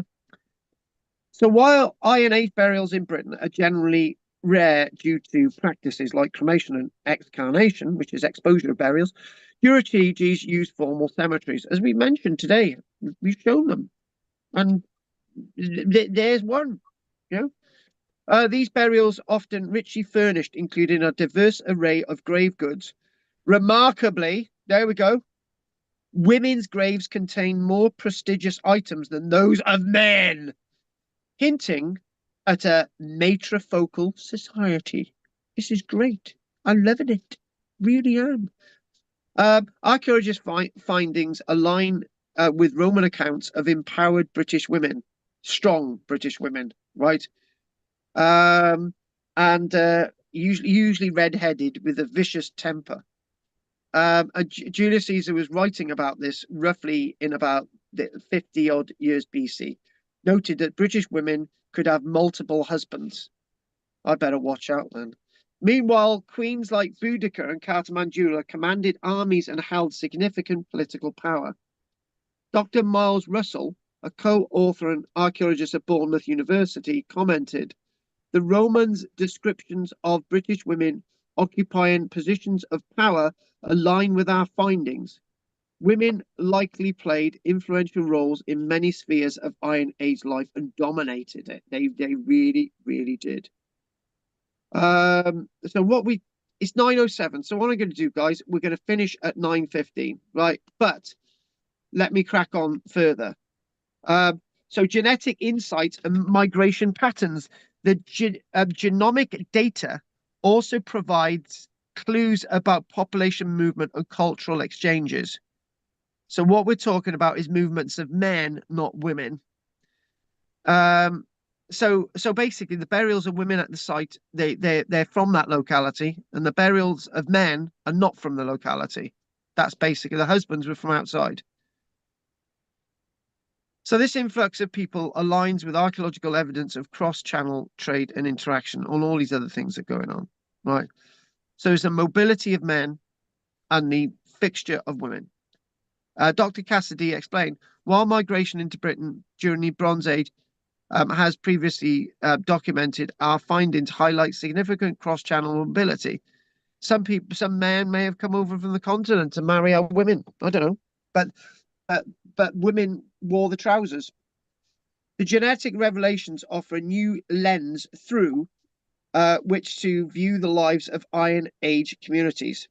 The burial grounds in Dorset, nicknamed Duropolis, excavated since 2009, the site's exceptional preservation provide a rare opportunity to analyze over 50 ancient genomes from a single community. These burials, you haven't got this image I've got in front of me. On, never mind. These results give us a new way of understanding the burials. Beyond skeletons, we now see individuals as mothers, daughters, and then husbands, rather than husbands, mothers, and daughters. It's mothers, daughters, and husbands. This insight brings their identities to life, as suggests these communities had a deep understanding of their ancestry. They knew it. Intriguing, multiple marriages occurred between distant branches of the same family, yet close inbreeding was avoided. So there we go, cousin marriage, that type of thing. This practice suggests a society that valued kinship networks while maintaining genetic diversity, and the matrilineal focus of these communities likely shaped their identities and social structure, emphasizing the importance of female ancestry. So finally, implications of understanding prehistoric Europe. The discovery of widespread matrolocality in Iron Age Britain challenges the conventional view of ancient European societies. Across Europe, patrilineal systems have been the norm, but in Britain, it's matriarchal. This part of it looks like across Britain, women were wearing the trousers, you know. The Durotriges matrilocal structure stands as striking, you know, offering insights into alternate social arrangements that might have existed elsewhere but left little trace. So what we can say clearly is that they've got this settlement, they've got the burials, and they've got a lot of burials. They've got a big settlement, and they can really start to understand, right? So these findings also contribute to the broader narrative of human migration, the genetic data, and this study underscores the value of integrating genetic analysis with archaeology and historical research to understand better the archaeology at this location. By combining our history, by understanding our history, and putting the history into the position of where it needs to be placed, and understanding it, and giving the archaeology the love and affection it deserves. You excavate it and you rebury it from where the bodies were placed. I'm loving it. I love the way they do that. Right. I'm loving the way that, you know, that lady there, crouch position around a pot. Brilliant. So what we are going to do now, we hopefully you've really learned a lot from that today. And again, just quickly looking over these images, and obviously any questions would be really, really welcome. There we go. We've got a load of burials, pits, bits of building, linear alignments where the buildings were aligned up in a certain way, right? And I very much enjoyed bringing this to you tonight. There's a video of me as a Roman. There you go. Oh, no. Don't ask, Rog. There's a fire behind me. I'm talking about the burning of Rome. Oh. On that note, we're going to call it a day. Really appreciated you joining me on this journey tonight. Oh, thank you, Rog. I'm really glad you enjoyed it, Rog. Yeah, I'll tell Jill all about it. I think you should. We want you to go down there as our representative, and we want you to find out all about this wonderful site. I'll certainly So, visit it now. We always so go to Dorchester. You got the wrong accent. You got a Devon accent. oh, Stop. shut up, Rod. It's Dorset. I can't say Dorset. Dorset, Dorchester. That was Right, a different okay, call. Different and all that, okay. like Cornwall. So what we'll do, we'll start with Drina, then we'll do David. So the two Ds first. Drina. It's not a question, it's something I found out the other day.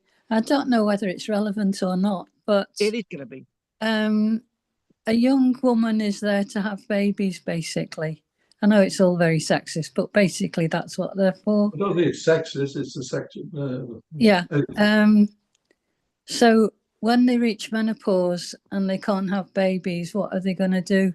But they're finding that the older woman may look after the children. I've seen this in African tribe, looks after the children and becomes like the wise woman, passing on information to the children as they get older, when the parents have to go out and find food. I imagine that would make her an important part of the tribe and maybe regarded as a wise woman and a leader. There can't have been many that would reach menopausal age back then. You don't think? No. I disagree. I think that there were. But basically, there's two things going on with Margaret and Adrina there. I think, like, the first thing, Margaret, when we're looking at population demographics, what we're doing, we're putting child mortality always in the figures. So when archaeologists are saying, "Oh, you'll be lucky to get past 40," it's because you're putting all the child mortalities into it, and you average it out. Right, it's just the same in the Victorian period, right? So you might have 10 children, only one lives, and then they say, oh well, the average of how people lived in the Victorian period was 40. Well, you look Queen of Victoria, you look at lots of people. There were lots of people. I go to lots of graveyards from the 1800s. It's not rare that you come across a grave that says, oh, this person lived to 100. The problem is, but then you get a grave next door that somebody had 10 children and they all died before the age of 5. So there would be a couple more, Margaret. There would be a couple more. I know what you're saying, Margaret. There's not going to be a massive number, but there's a couple more wise women who are in their 50s and 60s. Put it that way, Margaret. Yeah. Not to shout you down, Margaret, but I need to explain that. And the point with Drina is that I'm going to challenge what she said. Women are there just to bring babies into the world. But my take on this is that women can be seen to be people that settle a society, that cherish a society, that nurture a society, bring in the wise woman, and there's so much more that women I think are seen in society, in a matriarchal society. But in a patriarchal society, yeah, women are just there to offer children. I think that is the point, really. Matriarchal women are more than just baby producers. Patriarchal, that's all they are. So yeah. Anyway, good point that you two. Right, anything from you, David? No, thank you. No, thank you. Very Okay, good. thank Good you, night, David. all. Good night. Okay, night, David. David. Hi, David. Night. Bye, David. Night, David. Night. Good night. Night, babe. See you next week. Bye. Night, Margaret. I can't get my head round men changing. Even in the animal kingdom, it's the males that tend to dominate. I can't think of any species. Well, the female lions Lions do go hunting, don't they? Yeah. But the males still are dominant, though, aren't they? Yeah, I can't think of any. It's maybe that the males played a different role. Yeah. So maybe it explains why it was peaceful in the island. Well, that's what I was going to suggest. That women. That we got the hill forts, and then all of a sudden it went down, and that became the matriarchal society. Yeah. The males perhaps moved from village to village or whatever, or just roamed round doing whatever. But but if you look at stereotyping hugely here, of course, but you look at any kind of female orientated site, they are invariably, even with animals like chimpanzees, there are some troops chimpanzees led by females that are much more peaceful and non-violent, like the bonobos. yeah. So that would then fit with that site perfectly, that because that's just that, there's no fence or wall or ditch around it, you spotted that. Yeah, I like that. So you spotted that. Yeah, good. I like it. It might be that is why, because it's a female-led society, and the men, roamed around or whatever. Not roamed around. Yeah, it's difficult to say because you tend to think of like nomadic existence, but maybe that was the role of men in that society. They you spotted that. Yeah, I like that. marketed stuff as well, and traded stuff, and I like it. and that also changes the gene pool and makes for a strong society as well, which I'm sure they probably worked out very quickly. If they knew not to interbreed, they would know that too. So wise women again. Yeah. I mean, men can impregnate women until they drop dead practically, can't they? Well, that's why a lot of them do. Yes. He was in his 80s, wasn't he? And Mick Jagger, look at Mick Jagger. Yeah. And yet women can't have children after the age of 50. Mm. Yep. Just a couple of things about all this is that there are lots of insects, praying mantis. There's the bee, queen bee. They are dominant in their societies. Spiders. Spiders. Also, I'll give you an example. Some ewes are more dominant over males in, for example, sheep, because they are the ones that lead. One of our sheep used to lead the flock, and she was a very old sheep called Nikki, and she used to lead the flock. But the other point I want to make is this, right? I've been mulling over this in my head for a while. And somebody online's mentioned dogs actually. I've been mulling over this. If women, if women are able to stop themselves being impregnated, right? Chastity belt, blah blah blah. Would that mean that women could be more dominant because they're controlling who they mate with? If women are able to stop men, and if from doing what men do to women, then does it mean that women can be more prominent in society? There's a lot more to be said about this, and a lot more to be researched. For example, shield maidens of Scandinavia, and that role that if you're working outside, you're a male. If you're inside, you're a female, whatever sex you are, right? And all of these things play out. There's so much more to be said about all of this. Or do boys usually have their role model as their father? Maybe it depends on what their father is like.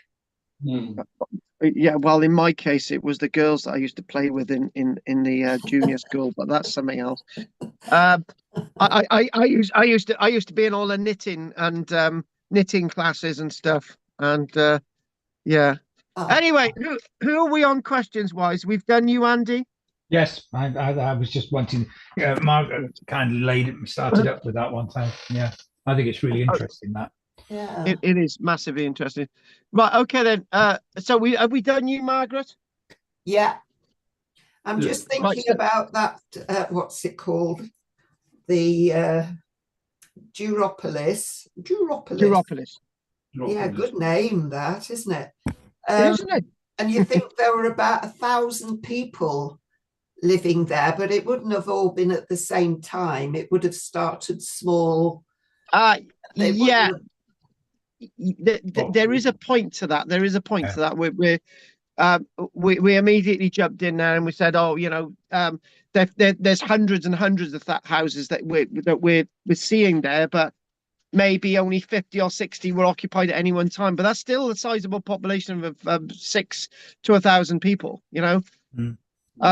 And the other point as well is it is a sizable population for an area of 8 acres, considering when you look at the average population of an Iron Age grouping of about 150, 200 people. So this is, and they've got excess grain, and this is what is challengingly interesting about Calibre atrapatum and Duropolis. Well, those women were very organised then, that's all I can say. Oh, yeah. That's true. They had to be. Interesting, given the size of the houses, who built the houses then? But it wasn't giants or aliens or That's maybe where they ran out of men. Or Anastasia. Oh, right, I see your point. Who built the structures? The men or the women? Ah, right, yeah. Because they're very big roundhouses. Mm. Not that there's nothing to say that the women couldn't have built them as well, but I'm thinking, I think with a lot of this This has come up time and time again about the roles of people and what happened in your own families makes you think. I've made me think about things. And the women in our family were certainly not weak or lacking, but they're very responsive with the families.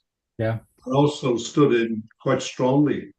Especially one grandmother had troubles with earnings and grandfather had work and stood in there and just carried on, not just worrying about it, but forcing ahead to get it better. And I think the background to all of this is nature's fault in that women have to bear children, and that takes a fair time for the gestation.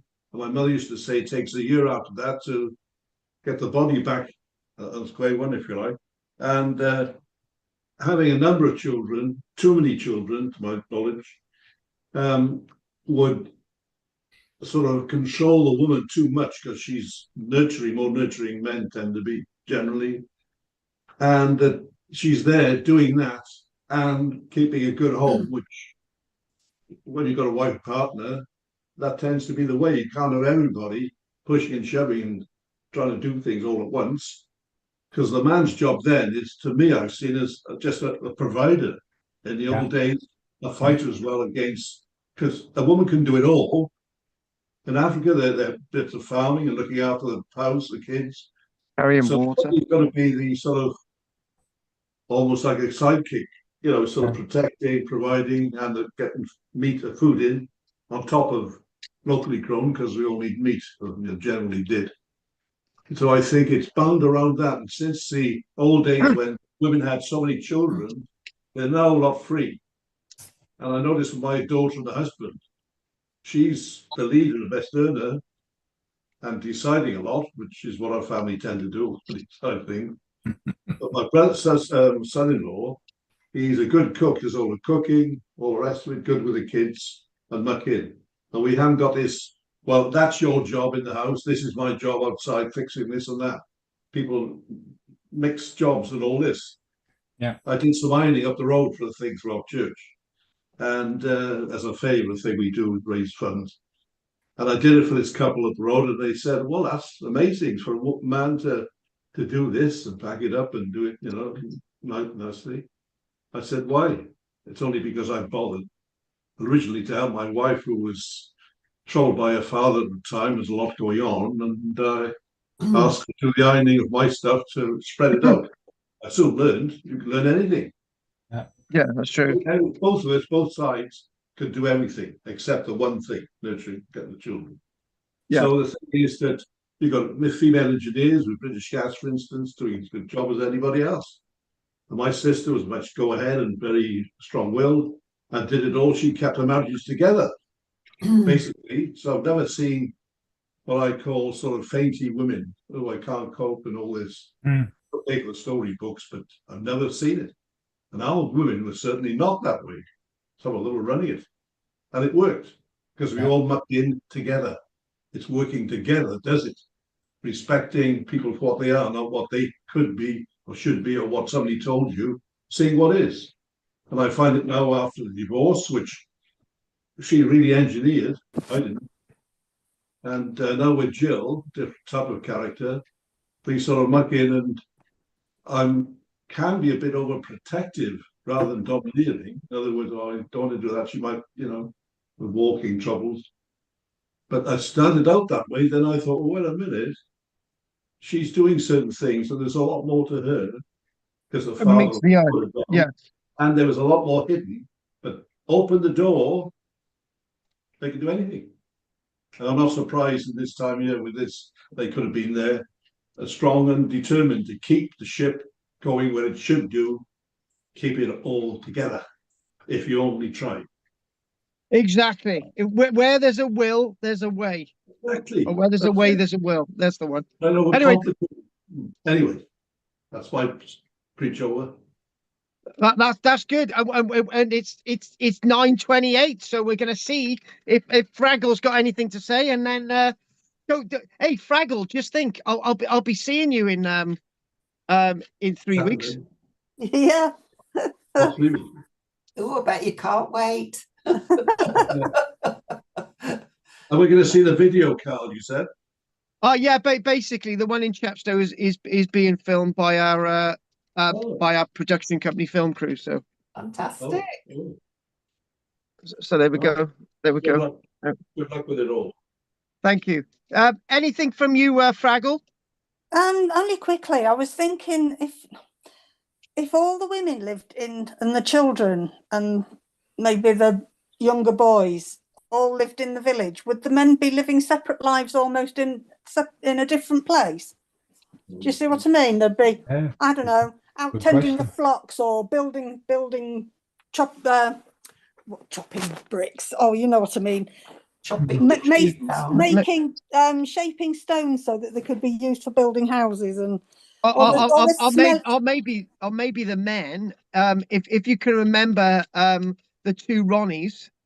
Oh yeah, the one that it was the one that turned. Yeah, I just think the men may have been doing the cooking and just doing the stuff around the house. Nah, I reckon they'll have been doing all the smelly, horrible, noisy jobs away from the village. Yeah, that's probably right. It's funny how most of the top chefs are men, and yet because they can make a lot of noise and bang their pots about. At school, it tended to be girls that did domestic science. But that's two different things, isn't it? It's power. Yeah, but it's Floyd on fish. You can't beat being the boss. Yeah, exactly. Days, we weren't so cooking as we should have been, or even knitting. Oh no, it's got to be in a workshop. You know what I mean? I was doing the knitting. From fishermen used to do the knitting, didn't they? Didn't they used to knit make the nets? Yeah. Friends of mine have done it, and you think, so what if you enjoy it? So maybe the men built the hill forts. Well, my Marcel is brilliant at making pot noodles. She's great. Well, in Russia in the old days, the women were digging the trenches. Yeah. The Second World War as well as the men, because they had to save their lives, even though they lost so many. It was a tragedy in itself. It still is a tragedy in Russia with all that, but that's something else. But women were digging, as best they could. On average, not as strong and after the First World War, it was the women who were the blacksmiths. It was the women who were doing all these things. Because they had to go. But there is one thing about this. They've looked at this. They thought, right, hang on a minute, right. If their husbands and their sons had gone to war, right, and now the women were the blacksmiths, obviously the women were already the blacksmiths anyway, but very few people would say that their wives are doing the blacksmithing, but in fact they had been doing it all the time anyway. Right. Possibly, yeah. Do we know? Well, you can't just do blacksmithing from nowhere. You must have been already doing absolutely, yeah. That's right. I can go and just opening up the doors. Just look at Claire. Right, we'll leave that one there. Only goes. Anyway, anyone want to say anything else? The one of the other talks at that conference was looking at Arthur's table up at Penrith there, or Bridge. Arthur's table. It was comparing two different approaches to the two different digs there. One was Collingwood's, and one was Rubens, or whatever he was called, the German archaeologist who did it later. And how it was really quite interesting, because it was saying that Collingwood did a perfectly good excavation, but went with preconceived ideas because he had done layered Roman stuff before that and not ever done any prehistoric stuff.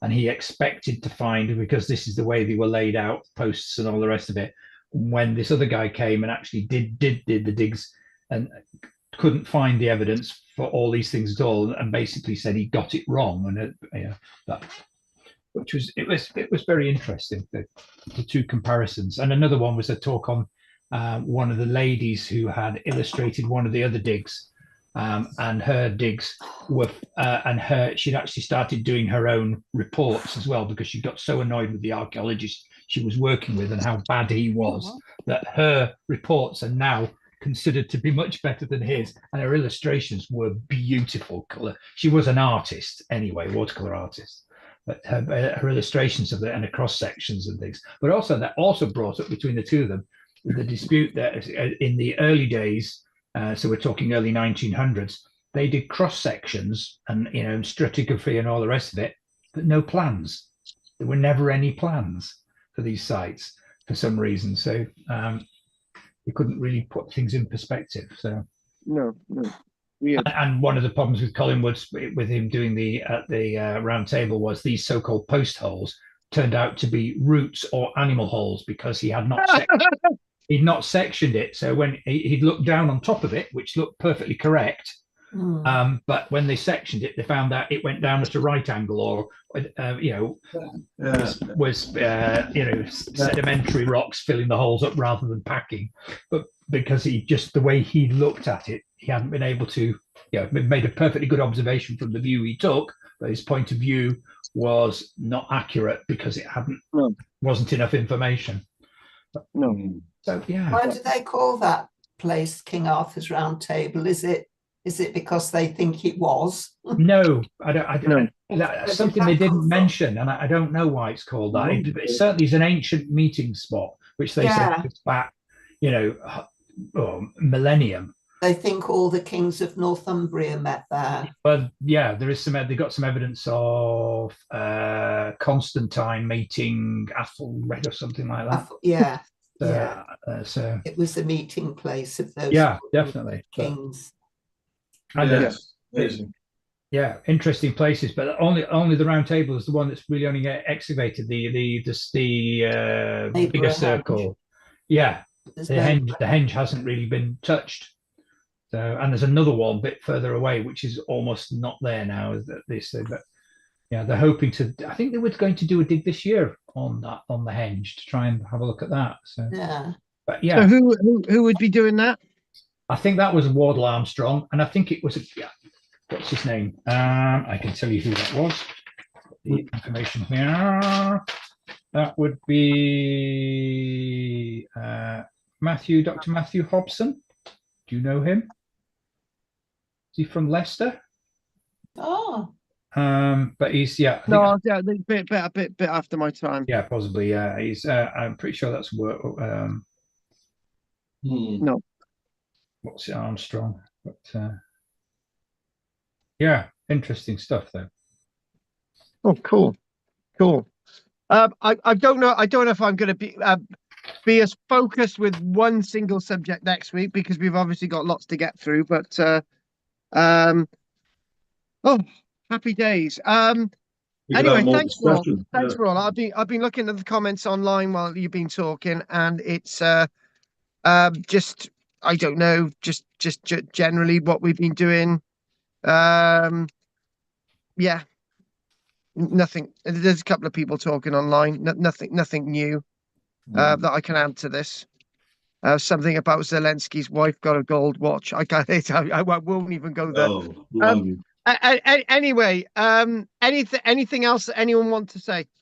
No. Not for the moment, but I think we've had a good discussion. That could be part of next week if we're really open it up. Rule Britannia. Yeah, Britannia, yes.